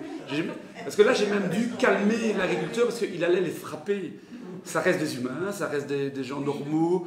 Et en fait, quand tu parles avec eux, voilà, nous, c'est pas qu'on a des bons contacts, mais ce sont des gens comme vous et nous, c'est des gens les enfants, c'est des enfants, ils sont amoureux, ils ont une famille, voilà, ils cherchent le bonheur. Après, je suis pas d'accord avec vous. Franchement, c'est un mode de vie qui est très particulier. Oui, mais ça je ne dis pas. Et je ne sais pas si c'est un mode de vie qui est encore très adapté au mode de vie qui existe actuellement. Donc voilà, ça c'est mon point de vue, il n'engage que moi. Mais donc ce que j'avais fait quand j'avais entre guillemets le terrain à la place de la piscine où j'acceptais les gens du voyage, le deal c'était, parce qu'ils se connaissent tous entre familles, j'accepte 2 fois 3 semaines, vous vous arrangez entre vous, vous respectez mes règles, et j'accepte 2 fois 3 semaines et c'est réglé, donc ça fait 6 semaines. Dans mes règles, il y avait un courrier qui était donné aux riverains avec le nom et le GSM des gens du voyage. Ils faisaient une ouverture de camp au public, On avait été d'ailleurs jouer de la guitare, etc., etc. Il y avait des riverains qui étaient là, pour essayer aussi de démystifier ce type de vie. Mais là, c'est plus un terrain à moi, donc je ne sais pas le gérer. Et objectivement, je faisais ça pour... C'était un peu du non, en disant, je vous donne 2 fois 3 semaines, mais vous venez pas 6 mois. Comme ça, je savais un peu négocier. Mais en fait, s'ils voulaient se ramener 6 semaines avec le double truc de caravane, ils pourraient le faire. Et généralement, quand je les ai en ligne, maintenant, je suis désagréable directement pour montrer un peu le truc. Ils me disent, ah c'est comme ça, on va arriver avec 150 caravanes, on va voir ce que ça va avoir. C'est chaque fois et donc, ils ont d'autres familles qui arrivent. Alors je dis, je vais négocier, comme ça je négocie 30 caravanes, 3 semaines, peut-être 1 mois. Et en fait, on est mis sur le fait accompli et on se sent vraiment démuni. On n'a pas de moyens vraiment par rapport à ça. Parfois, on s'est anticipé leur arrivée quand ils sont chassés de Charleroi. Alors, on n'a pas de problème quand ils viennent de train foot à Melay. Hein. Non, à Melay. On leur met des douches, on leur met des WC, ils ont même la buvette. On leur met les poubelles. Enfin, là, Mathéo leur met tout ça à disposition, on n'a pas de problème de.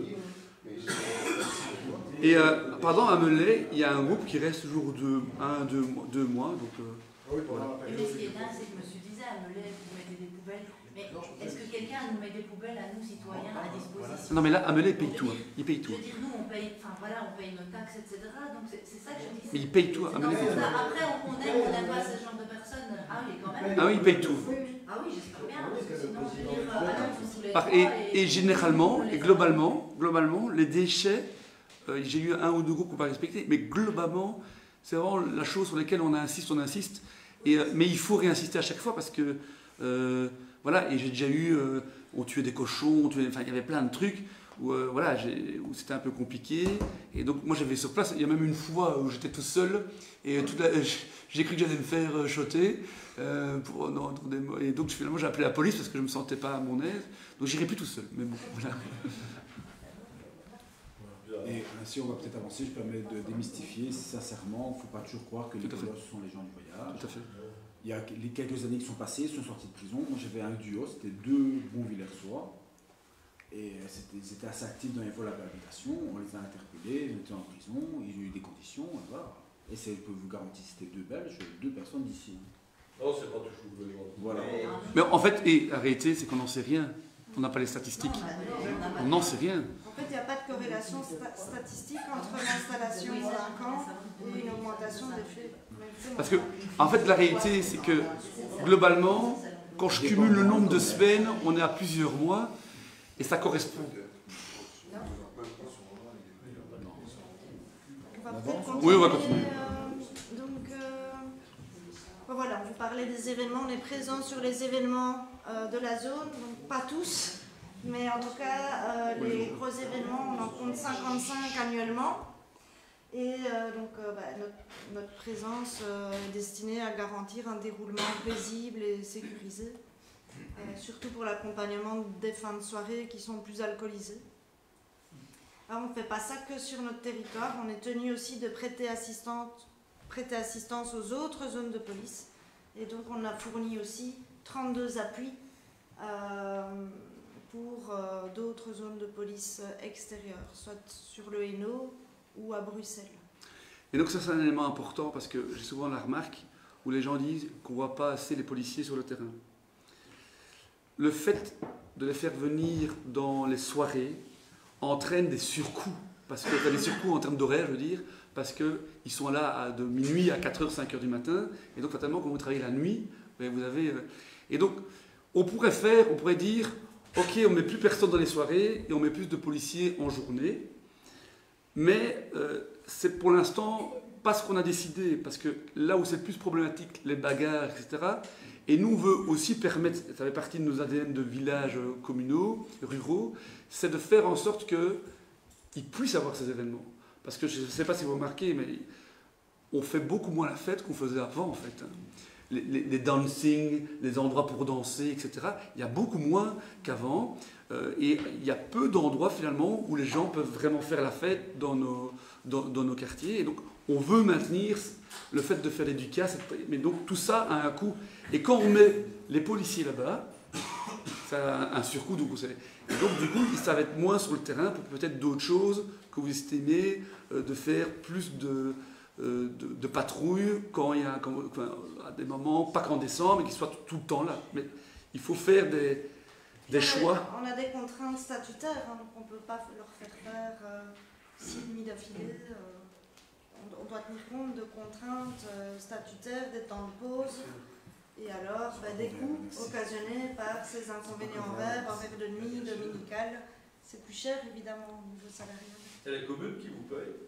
En partie. Ou c'est le fédéral qui vous paye? Il y a les deux. C'est plus ou moins 50-50 si on compte la totalité des dotations. Parce on a une dotation fédérale de base et puis une contribution des 3 entités, donc des 3 communes, proportionnellement à la taille de la population, pour résumer très fort. Oui, c'est ça. Et la réalité, c'est que le fédéral décide des choses qui décide de ne pas payer non plus.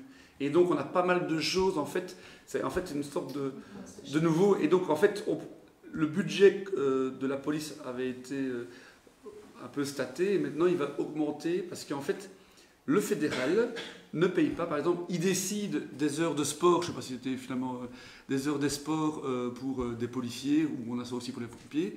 Fatalement, c'est une obligation, entre guillemets. Pendant que si j'ai 130 policiers qui font 1 heure de sport, je perds un volume horaire, donc il faut peut-être le remplacer par 1 ou 2 personnes. Mais le fédéral ne paye rien, et donc la chef de zone me dit, moi j'ai une obligation de faire des heures de sport. Mon exemple était mauvais, mais peut-être mauvais. Et donc, il faut payer 2 personnes supplémentaires, par exemple. Il décide d'augmenter les chèques repas. La ministre décide d'augmenter les chèques repas, mais elle ne décide pas de les payer. C'est les zones de police. Et donc, c'est ça qui est très énervant, parce que moi, ce que je dis, c'est ceux qui décident, ils payent. Et donc, ils mettent... Et c'est bien, je suis content que les policiers aient un plus grand chèque repas, mais alors que le fédéral paye. Et donc voilà, c'est toute la tension qu'on a avec la zone de police, la zone des pompiers, et maintenant le CPS, parce que si on décide de mettre plus de gens en CPS, c'est les communes qui vont devoir payer en partie aussi cela. Et donc c'est une sorte de... On fait des économies au niveau fédéral et on les remet au niveau des communes. Alors, il y a eu des indexations salariales successives, et il faut savoir que la masse salariale, ça représente environ 88% du budget de la zone, donc ça me laisse peu de marge pour faire des économies en rationalisant le fonctionnement de la zone, ou alors je dois retirer des gens du terrain, et ça on ne veut pas. Non. On ne veut pas. Donc il y a aussi des policiers pour renforcer le fédéral lors d'événements. Oui, c'est ça, voilà, les 32, c'est pas seulement aux zones, c'est parfois lors des... on appelle ça les sommets européens. Ouais. Mais excusez-moi, justement, dans ces conditions-là, qui paye à ce moment-là? C'est le fédéral, je suppose. Il considère que dans la dotation fédérale, la dotation fédérale est en partie justifiée par le fait qu'on fournit, on a des missions vis-à-vis du fédéral, et on est réglementairement tenu au niveau de chaque zone de remplir ces missions d'appui. Mais donc, on en profite aussi. La police fédérale nous appuie aussi. Donc quand on a des gros événements comme la cavalcade, ici c'est des collègues, mais on a un appui d'abord fédéral. Donc ils nous mettent, ça s'appelle un corps d'intervention. Et puis, ils nous mettent ce qu'ils peuvent, et puis ils vont chercher dans les zones pour compléter notre dispositif. À l'inverse, nous aussi, on doit livrer, attention, on ne doit pas livrer autant que Charleroi, c'est toujours à concurrence de la taille et des effectifs de la zone. Donc là où peut-être nous on doit mettre 3 policiers, ils vont en demander 10 à Charleroi, même plus. Donc, et nous-mêmes, on est obligé d'engager ce qu'on appelle un seuil de recevabilité. Donc on doit engager un certain nombre de membres du personnel sur nos festivités avant de pouvoir demander de l'aide. Parce que sinon ce serait un peu facile. Voilà, je continue. Eh bien, je parlais des missions courantes, je ne sais pas toutes les évoquer, mais voilà, en matière d'ordonnance de police et d'aménagement du territoire, vous voyez qu'on a rédigé 1422 ordonnances de police et 58 projets de règlement complémentaires communaux. 32 services d'ordre extérieur, en plus de ceux qu'on assure sur notre territoire, c'est ce qu'on vient d'évoquer. 12 500 procès-verbaux, tout confondu, judiciaire, stationnement, roulage, sanctions administratives communales. On a un peu plus de 7200 interventions. C'est les chiffres de 2023, hein, parce que j'ai pris une année complète. En général, ça reste assez stable. Les dossiers armes, c'est exponentiel. Mais donc ça veut dire que les gens ont plus d'armes ou la législation a changé et donc... Il y a la législation a changé et maintenant, donc, en fait, le parquet a demandé qu'on fasse un effort pour régulariser la situation des personnes décédées, mais qui avaient encore des armes actives. C'est-à-dire que quand on les contrôle, au nom de cette personne, il y a encore des armes et elles sont dans la nature. C'est ça. Et donc on doit investiguer pour retrouver avec les ayants droit une trace de ces armes. Ça prend beaucoup de temps. Il faut les récupérer.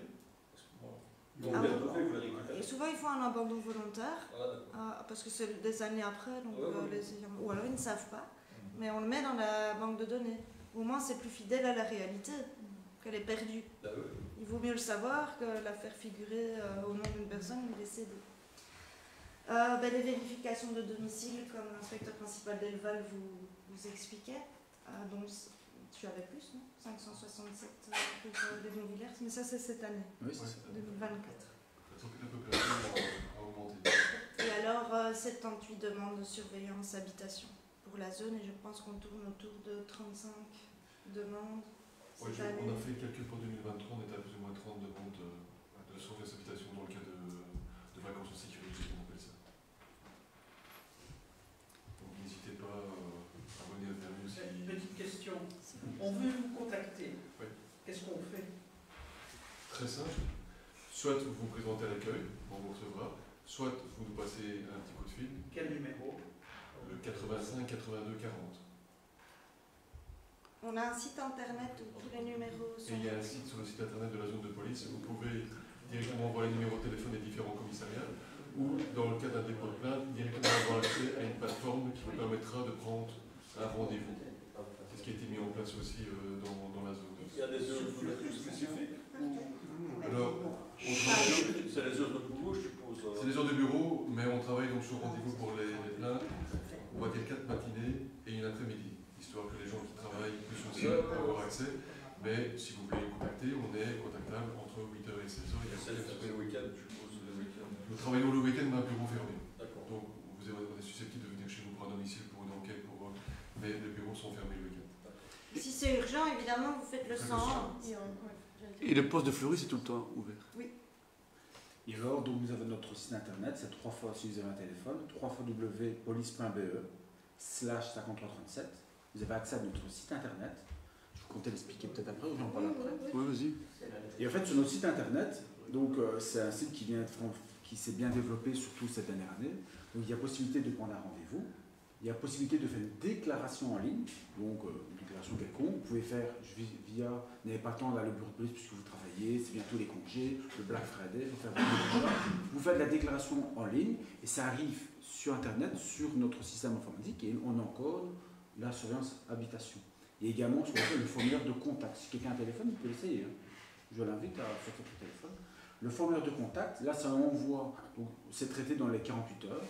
Nous avons un collègue qui va réceptionner votre demande, donc une sollicitation pour un surveillance habitation. J'ai constaté des agents suspects, je veux contacter ma agent de quartier. Donc, même le soir de chez vous, le week-end, il y a toujours possibilité de nous contacter, que ce soit par le biais de l'informatique. Il vaut mieux faire ça que de mettre sur Facebook, parce que sur Facebook, il ne se passe rien si la police n'est pas au courant. Et chaque demande est traitée et voilà. Théoriquement, chaque demande reçoit une réponse. Est-ce que tu comptes expliquer les PLP à un moment? Ah oui, oui. Alors il y a aussi, donc, en gros, pour les cambriolages et les astuces, il y a l'histoire des vacances, donc la police peut venir vérifier votre logement, votre habitation. Il y a la technoprévention, donc le policier vient chez vous et dit ben là vous devriez plutôt sécuriser cette porte-là parce que pour moi je suis voleur, je passe par ici, etc. Et puis il y a aussi les PLP qui s'appellent, moi j'appelle ça. Partenariat local de prévention. Moi j'appelle ça les voisins veillent. Les voisins veillent. Et donc c'est là où on met une petite pancarte dans des quartiers, dans des zones, etc. Et où les voisins sont mis ensemble pour veiller. Et donc explique peut-être les règles, parce que vous pouvez mettre ça en place dans votre quartier, mais il y a quelques règles à faire. Voilà. Les règles, je vais d'abord dire ce qu'il ne faut pas faire, ce qu'on évite. C'est pas une milice privée qu'on crée. On ne vous demande pas d'aller en treillis militaire, etc. C'est la bande patrouiller dans les quartiers. En fait, c'est une organisation dans un quartier qui permet de faciliter les contacts entre les riverains du quartier et nos services de police. Donc ces riverains, ils vont désigner un coordinateur PLP qui aura tous les numéros de contact des riverains et qui lui-même sera mis en relation avec nos services de police. Et dès qu'un riverain observe une tendance, plusieurs vols dans les cabanons de jardin ou des agissements suspects, il va contacter selon l'urgence soit le dispatching, soit l'agent de quartier si c'est moins urgent. Et ça permet de faciliter le contact avec nos services de police quand il y a un début de phénomène qui concerne le quartier, une inquiétude, un rassemblement de jeunes qui crée de l'insécurité. Mais ce qui est surtout important, c'est qu'en fait, vous allez apprendre à connaître vos voisins et que chacun va regarder ce que l'autre fait. Alors, ça peut être... Non, mais ça peut être... Moi, je l'avais dit autrement. Non, mais ça peut être positif ou négatif. Mais ça veut dire que vous avez un groupe WhatsApp, en gros. Vous allez avoir un groupe WhatsApp entre voisins.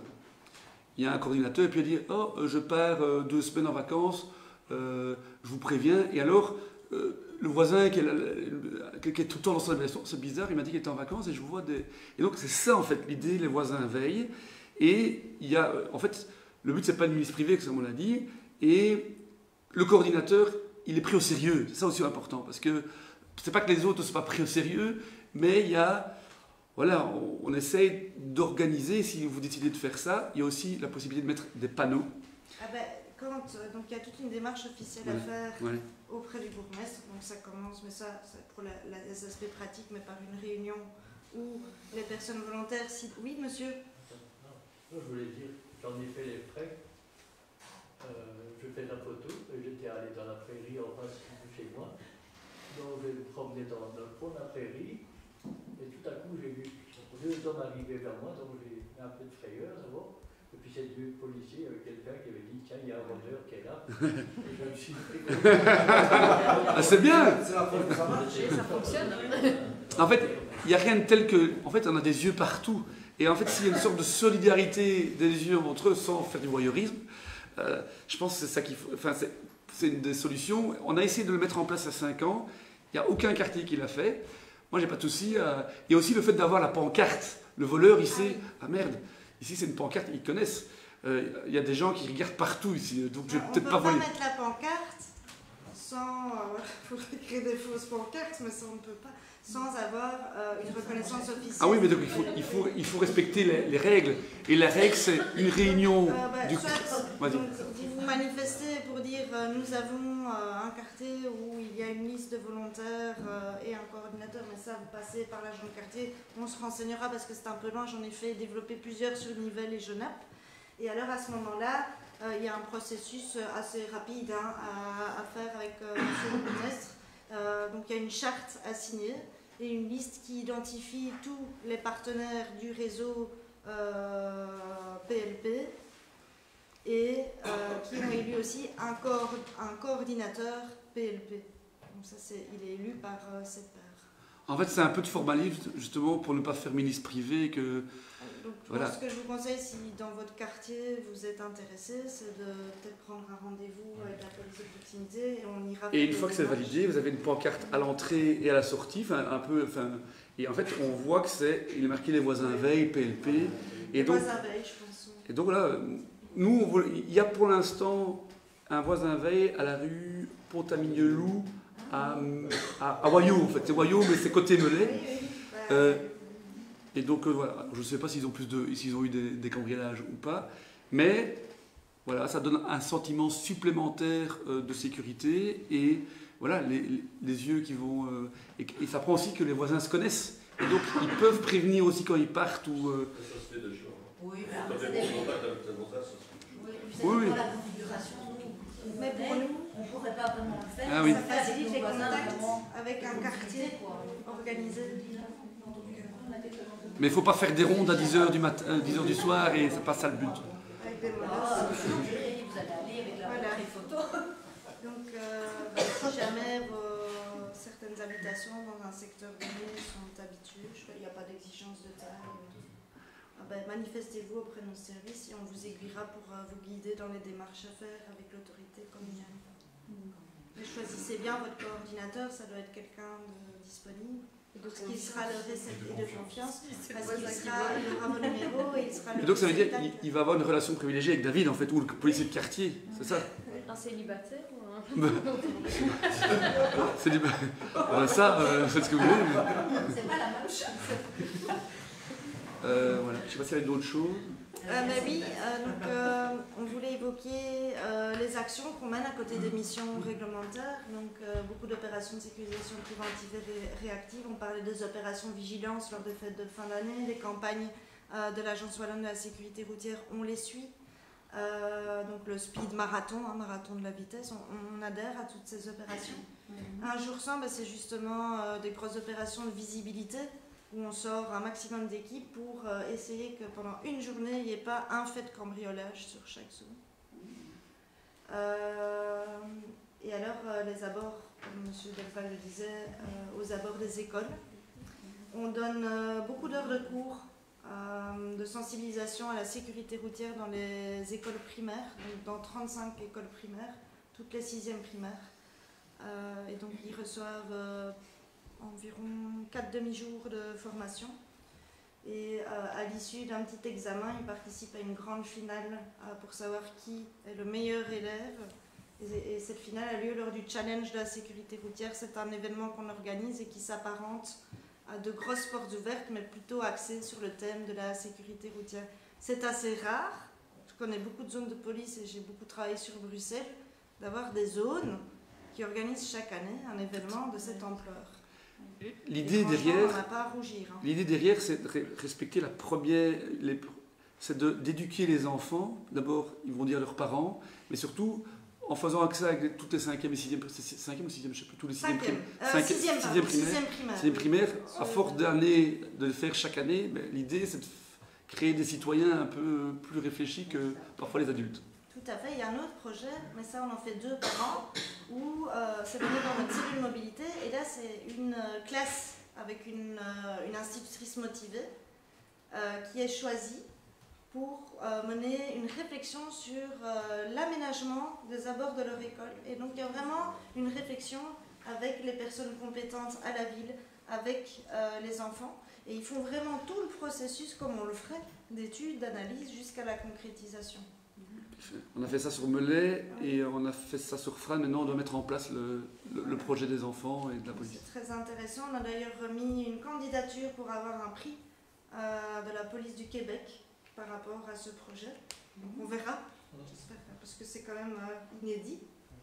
Et alors, pour la première fois, on teste une journée de sensibilisation au harcèlement. Enfin, pas une journée, une séance de sensibilisation au harcèlement. Et on a commencé avec l'école Sainte-Marie à Rêve. Donc en fonction, j'ai qu'un membre du personnel qui fait ça pour le moment, et en fonction du succès, on verra, quand je dis succès, si c'est bien accepté par les parents, les directions d'école, on verra si on peut continuer ce projet, parce que pendant qu'ils font ça, évidemment, ils sont aussi détournés du terrain. Mais c'est important d'investir dans la jeunesse et dans nos événements. Et puis les réunions citoyennes, quand on est gentiment invité, on essaie au maximum d'être présent pour avoir un autre contact avec vous et démystifier un peu notre travail. Un élément important dont on n'a peut-être pas parlé, et j'en ai parlé au début de la réunion, c'est par rapport à l'éclairage public, les lampadaires, parce qu'on a eu il y a quand même pas mal de débats par rapport à ça. L'éclairage public entraîne plus de vols, mais donc ça on a vu que la fermeture de l'éclairage public entraîne plus de vols, mais ça on a vu les stats, c'est pas vrai. Par contre, ce qui est vrai et qu'on ressent, et c'est la police qui nous le dit en premier, c'est que l'insécurité subjective, les gens quand il fait noir ont plus peur chez eux, etc. Alors moi j'entends tout ça, donc chez nous, d'abord vous devez savoir qu'on a décidé ça aux périodes de la crise la plus forte énergétique, où nos factures de lampadaires, on était plus ou moins à 60 000 € par an, on monte à 120 ou 130 000 €, et donc on a décidé de fermer pendant la nuit. En même temps, on a fait toute une politique de remplacement des lampes jaunes au sodium qui sont devenues du LED, et on a revu le moment où c'était ouvert ou fermé, c'est-à-dire que c'est allumé les week-ends, la nuit du vendredi à samedi, du samedi à dimanche, et c'est fermé de minuit à 5 heures les autres nuits. Donc de dimanche à lundi. Bientôt, donc il y a 1680 lampadaires, tout notre champ de nos lampadaires vont être totalement en LED. Ce qui veut dire que passer au LED, ça veut dire qu'on va faire des économies. Et il est vrai que le fait d'allumer ou de fermer n'aura plus aucun sens d'un point de vue économique et énergie. Pourquoi? Parce que éteindre un lampadaire et le rallumer, ça doit rechauffer, etc. Et en fait, on gagne plus rien. Et donc, il y a une réflexion de le rallumer. Sauf que j'ai aussi des tenants, des gens qui ne veulent pas les rallumer. Des gens qui souhaitent défendre la biodiversité, le fait que la nuit, il y a plein d'animaux, il y a plein d'ombrages, etc., qui est retiré. Beaucoup de gens qui me disent qu'ils dorment beaucoup mieux parce qu'ils n'ont pas de lampadaire. Donc moi, j'avoue, je ne sais pas quelle décision prendre. Est-ce que je dois rallumer? Parce que d'un point de vue économique et d'un point de vue énergétique, ça ne se justifie plus de le fermer. Mais il y a encore effectivement deux arguments, qui est la biodiversité et les gens qui dorment. Donc nous, ce qu'on a décidé, parce qu'on ne s'est pas décidé, c'est d'essayer de faire une sorte de sondage, donc on a une sorte de consultation des gens. Ils ont fait ça à la ville de Marche, justement parce qu'ils ne savaient pas décider, parce qu'il y a des points positifs et négatifs dans les deux solutions. C'était en fait de demander la décision aux citoyens. Et donc, on n'a pas encore la formule, parce qu'il faut quelque chose qui ne coûte pas cher en termes de consultation. Je ne vais pas refaire des élections uniquement, je ne vais pas faire un vote, mais c'est vraiment l'idée de pouvoir essayer qu'un maximum de gens puissent s'exprimer par une sorte de bulletin ou un vote sur Internet, etc., mais sécurisé. Je n'ai pas encore la manière de le faire. Et que le collège mette en œuvre la décision que les citoyens auront décidé. Parce que franchement, nous, on est partagés.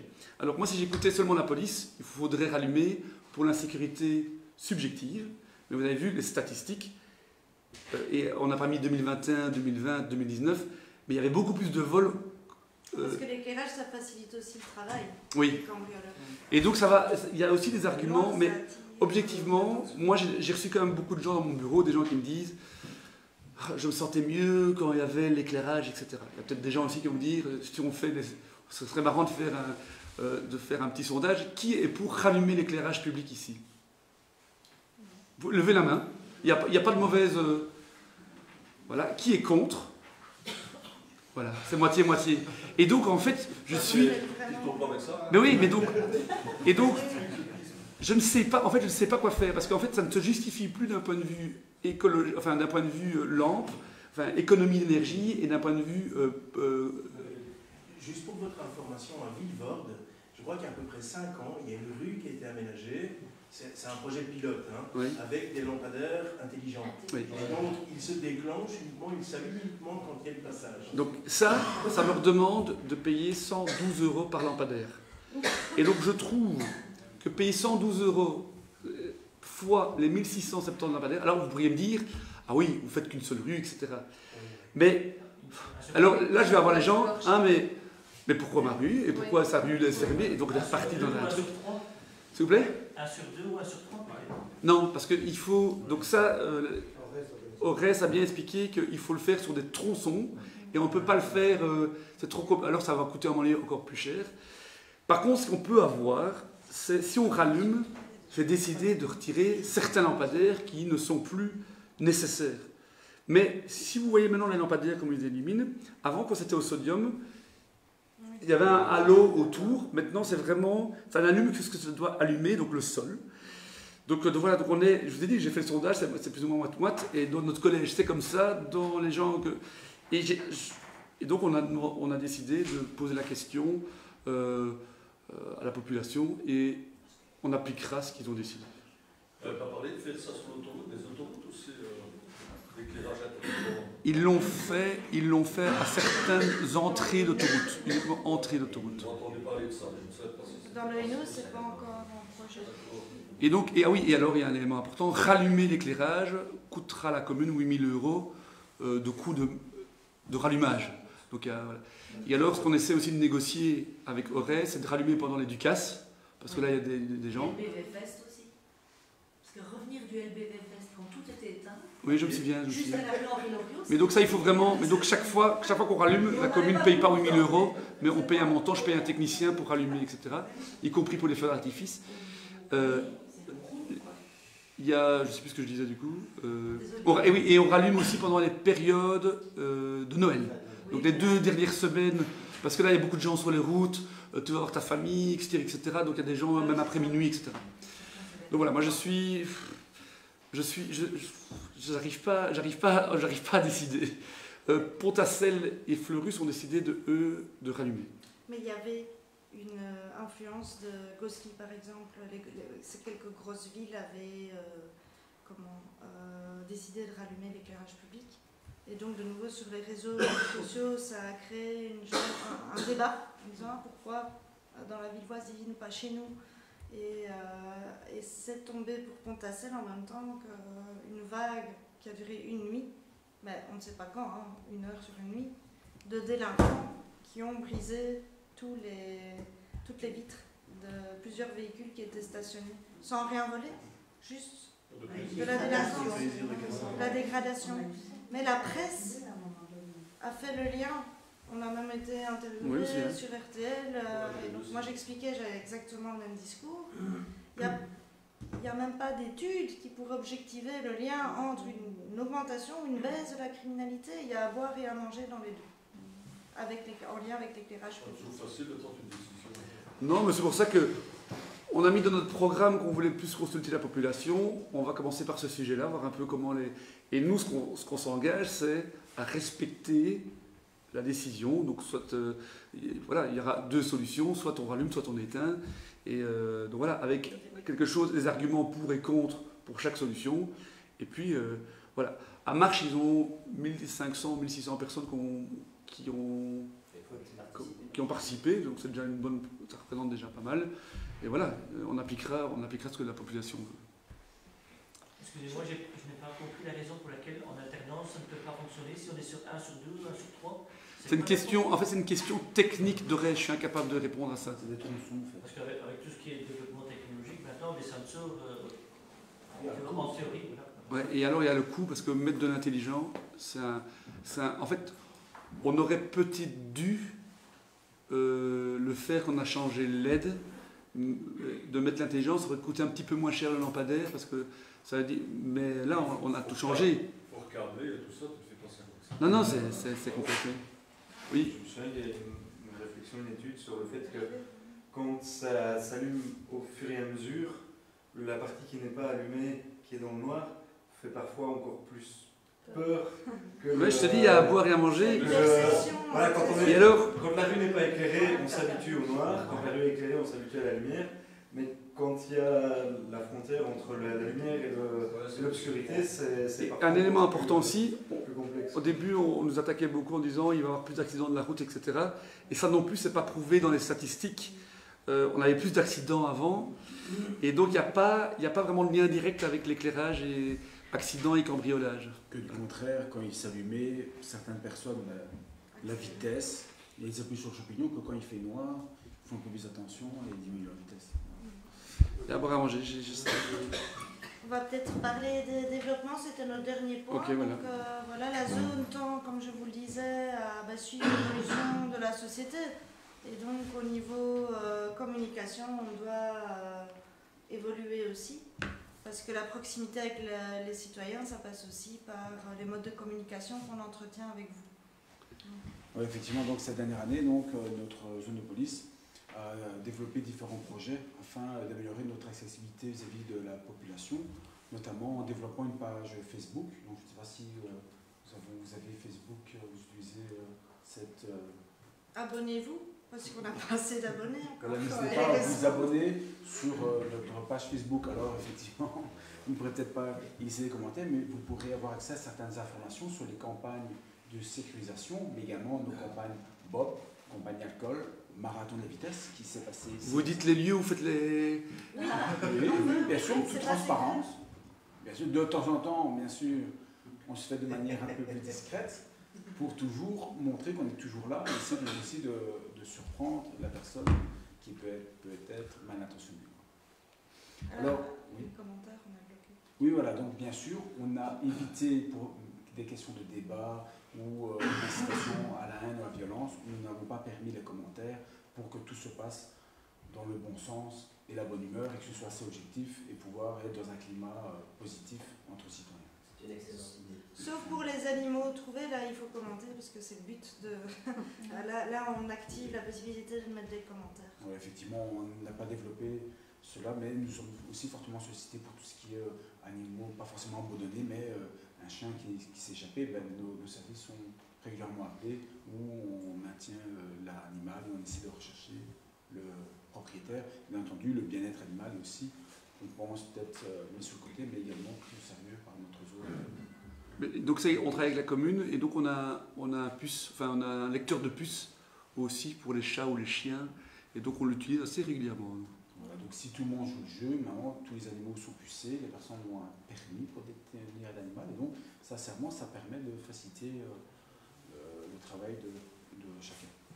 Alors nous avons, comme je l'ai dit tout à l'heure, développé notre site internet parce qu'effectivement quand l'agent de quartier ou les équipes d'intervention sont sur le terrain, mais parfois c'est plus comme il y a 20-30 ans, les gens étaient sur la pelle de leur porte, dehors essayer le contact avec les gens sont de plus en plus souvent à la maison ou sur leur PC ou sur leur smartphone.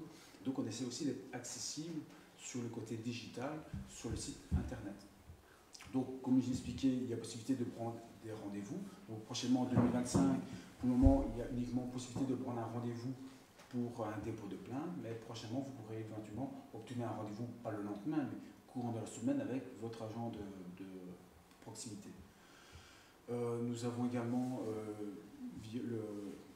tout ce qui est plainte en ligne, déclaration en ligne. Ça peut avoir l'air d'être fastidieux, mais vraiment pas. Donc à partir du moment où vous avez un numéro de registre national, donc pas obligé d'avoir un lecteur de carte ID, il y a possibilité de faire une déclaration en ligne pour un fait non urgent, mais également possibilité de déclarer son alarme ou alors faire une demande de passage de sonorisation pendant les vacances. Déclarer son alarme, c'est quoi ça? Oui, donc typiquement, une personne qui installe son système d'alarme, il est tenu de le déclarer normalement. Alors je sais que parfois il peut arriver quand c'est une nouvelle rue, effectivement, la rue parfois n'est pas toujours acceptée par le système informatique internet, où là on vous invite plutôt à vous déplacer au bureau de police. Là il n'y a pas besoin de prendre un rendez-vous. Et pourquoi il faut déclarer une alarme? Parce que c'est prévu pour les alarmes intempestives et pour les interventions, et voilà. c'est prévu légalement. Parce qu'il y a parfois il y a des abus. Ouais, je ne savais pas. On s'est retrouvé aussi, quand quelqu'un n'est pas là, on sait prévenir. Ça j'ai souvent, il y a des gens qui me téléphonent, l'alarme fonctionne chez quelqu'un. Voilà. Comme je connais les gens, ça... Et donc on sait bien que tout le monde n'a pas toujours le temps, tout le monde court, comme je l'ai expliqué tout à l'heure, donc c'est une possibilité qu'on vous offre de pouvoir faire ces déclarations en ligne. J'ai également parlé, donc via cet internet, il y a une enveloppe rouge formulaire de contact, donc un petit peu comme dans tous les sites internet, que ce soit la presse ou autre, vous avez la possibilité de laisser un contact, laisser une communication à l'intention peut-être d'un membre du service d'intervention, service enquête, circulation. Donc il y a même également des conseils, des doléances. Quelqu'un a envie d'exposer un sentiment qui semble dangereux point de vue de circulation, il peut mentionner via ce site internet. Alors comme j'expliquais, théoriquement, chaque demande, chaque formulaire de contact fait l'objet d'une réponse et alors est traité généralement dans un délai de 48 heures. Donc bien entendu, tout ce qui est demande urgente doit faire appel au centre. Alors donc nous avons investi d'un point de vue accessibilité, mais également sur la digitalisation des processus de travail afin de faciliter le travail de nos équipiers d'intervention, mais également service proximité. Donc nous avons investi dans le service Wokodo. Donc c'est une application. Donc théoriquement nous avons investi sur Fleurus Pontassel et prochainement les Bonvillers. C'est que l'agent de quartier pourra venir avec une tablette et faire la déclaration de changement d'adresse. Donc théoriquement, dès qu'il y a la déclaration de changement d'adresse à l'administration communale, instantanément par la 4G, la demande arrive sur la tablette de l'agent de quartier. Donc l'agent de quartier pourrait passer la main main et vérifier la déclaration de... C'est pour être domicilié plus rapidement. Voilà, et puis, voilà, c'est beaucoup plus instinctif. On essaie d'être paperless et d'être... qu'on suit suite logique d'idées. Alors, également Focus, donc effectivement les policiers peuvent faire maintenant des contrôles via smartphone ou tablette, donc un contrôle de véhicules, contrôle de personnes, mais également, comme je l'ai expliqué, le suivi des personnes sous condition. Donc on l'a expliqué, les prisons sont remplies, les personnes sont libérées mais ne sont pas lâchées dans la nature. Il y a également un suivi qui est fait. Je peux ajouter une précision. Ce ne sont pas leurs GSM personnels, c'est des outils qui sont fournis par la zone. Et alors quand on dit sur le téléphone, c'est leur permettre d'accéder aux banques de données policières sur lesquelles on peut consulter sur nos PC au bureau. Mais c'est pas n'importe quel GSM. Donc les collègues policiers, ils ne savent pas passer quelqu'un, ils ne peuvent pas de toute façon, mais sur base d'un GSM du quotidien. Vous savez c'est quoi un VPN, donc bien sûr, tout est contrôlé. Un téléphone qui a accès à ces données, on ne peut pas installer n'importe quoi comme application. Vous ne verrez jamais un policier avec TikTok sur son appareil professionnel. Et s'il y a trop de tentatives ou de fausses manœuvres, le système se bloque. Et tout est contrôlé, tout numérisé. Donc théoriquement, si je fais un contrôle maintenant, dans 6 mois, on pourra vérifier qu'est-ce qui a été vérifié en toute transparence.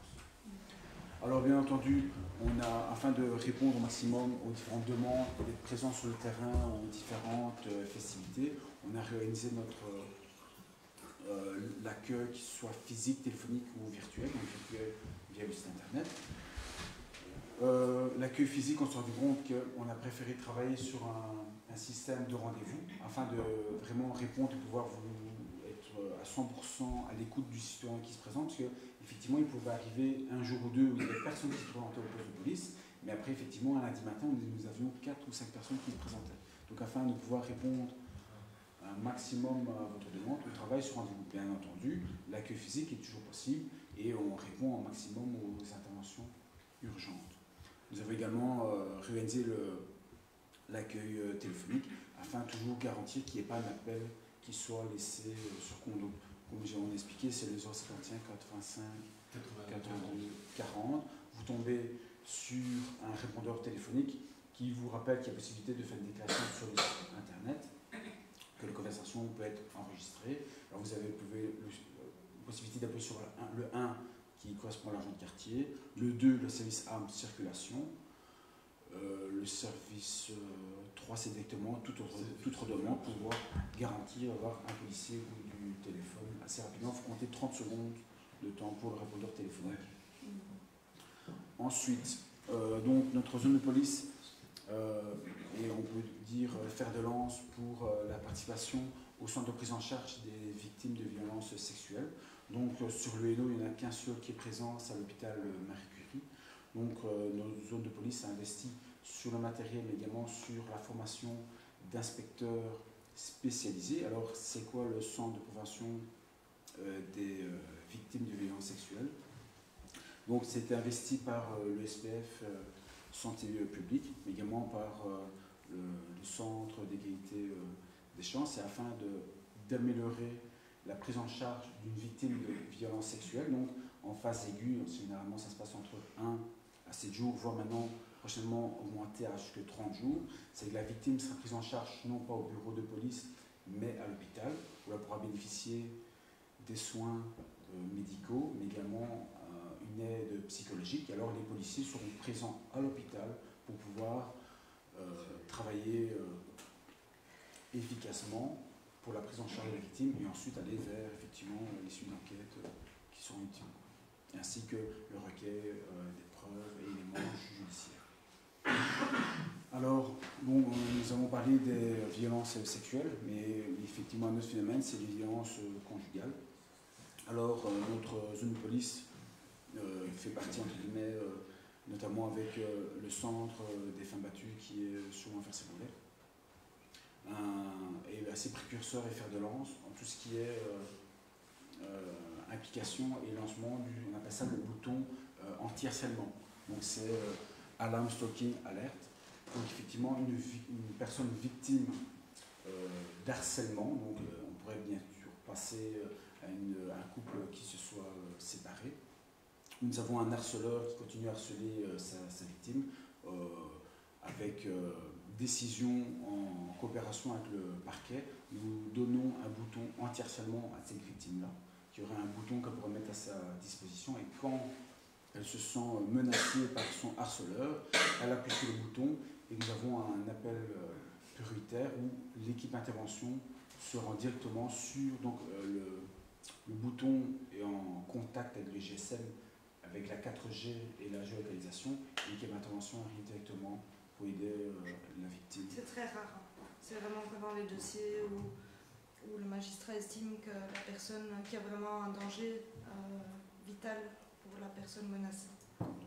On a quand même déjà eu deux. Nous avons 10 dans le Hainaut, on en a eu 2 au sujet de la zone de police, et pour moi nous avons un qui est actif.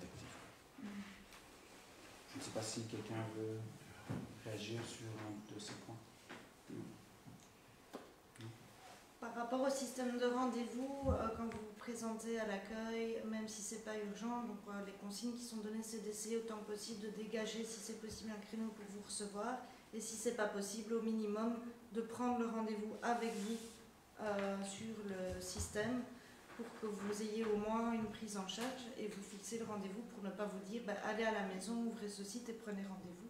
Donc c'est des consignes qu'on donne aussi aux inspecteurs, à l'accueil. On peut se rendre compte que chacun n'a pas forcément accès à Internet ou ne veut pas, a des difficultés avec Internet, donc n'hésitez pas à nous contacter, que ce soit par téléphone ou vous présenter sur place. Voilà, maintenant, comme on l'a dit, on travaille sur rendez-vous, donc forcément il y a beaucoup de plages prises. On essaie de vous prendre en charge très rapidement, et en fonction de vos besoins, on prend un rendez-vous avec vous, et comme ça on se revoit de manière calme et posée pour vous prendre en charge. Le but n'est pas de créer une fracture numérique, mais bien de créer d'autres possibilités de toucher d'autres générations ou des personnes qui sont plus accessibles sur les réseaux sociaux.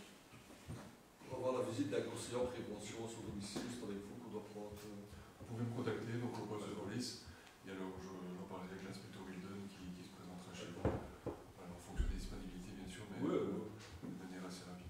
Rien d'urgent. Vous avez fini? Moi j'ai fait tous les points, mais ça Est-ce qu'il y a encore des questions? Moi j'en ai une. Vous parliez tout à l'heure des stupéfiants. J'ai pas compris. De consommation de stupéfiants. Oui. J'ai eu de plaintes concernant des trafics qui avaient lieu ici dans le coin. Ça remonte pas. Ça remonte pas. Parce qu'il y a quand même, surtout depuis que l'éclairage public est coupé, justement, il y a certains endroits où on constate quand même des véhicules qui stationnent en pleine nuit à de courte durée, des ouvertures de coffres et des fermetures de coffres et voitures qui se séparent. Et je peux vous donner des endroits dans Fran, par exemple, le parking là juste en face. Donc c'est assez phénoménal que ça ne remonte pas. Après, je peux comprendre, les gens qui en parlent sont des personnes relativement âgées, elles ont légèrement peur. Je pense que c'est des gens que vous ne rencontrerez pas dans la rue la nuit parce que justement elles ont peur de tout ça. Et donc il va y avoir des choses qui se passent. Et c'est assez étonnant que vous n'ayez jamais eu plainte concernant ça. Ça sert à ça, ce type de réunion, c'est de vous encourager aussi. Ne nous dérangez pas, on est demandeur d'informations pour orienter notre travail. Donc si vous avez des points... Ouais, je peux vous donner des endroits alors. Je sais pas si j'ai donné maintenant. Donc, enseignement, il y avait la chambre cheminale, le maintenant c'est terminé. Il y a la chapelle Notre-Dame-du-Roux, et puis il y a la place communale ici. Sincèrement, on est déjà intervenu, hein, monsieur, on ne va pas se mentir. Je pense que quelqu'un a déjà vu consommer de l'alcool dans les Montvillers, je pense. Comme quelqu'un a déjà vu consommer un joint. Donc, on ne parle pas de petite drogue, on ne parle pas de consommation, là, on parle de... Non, de stupéfiants, mais on a déjà interpellé ici dans Fran, Champ-du-Roux, Meulin-la-Neuve, ça a déjà été interpellé. Mais je peux vous garantir que Pablo Escobar ne se cache pas dans les Montvillers. J'ai pas compris. Pablo Escobar ne se cache pas dans les Montvillers. Non, bien sûr. Mais théoriquement, je propose, c'est qu'à l'issue de la réunion, on pourra vous recevoir pour, voilà, on traite quand même d'informations. Alors, ils ne sont pas ici, c'est pour ça qu'ils s'arrêtent ici. Si vous regardez, on est bien localisé. Il y a la 54, il y a le 42, il y a la nationale 5. Et donc, les véhicules qui démarrent assez vite, speed go fast, en vrai. Donc, on est dans une zone 30, je peux vous affirmer que la nuit, ça peut rouler un peu plus vite que ça. Et c'est pas la Golf CGTI, hein. C'est autre chose. Donc, si tu vois ça, le mieux c'est de le faire remonter. Tu me l'as sur la réunion pour avoir monsieur. Bonne idée. Est-ce qu'il y a encore une dernière question? Mais voilà, merci beaucoup. Merci. Et bonne journée, bonne soirée.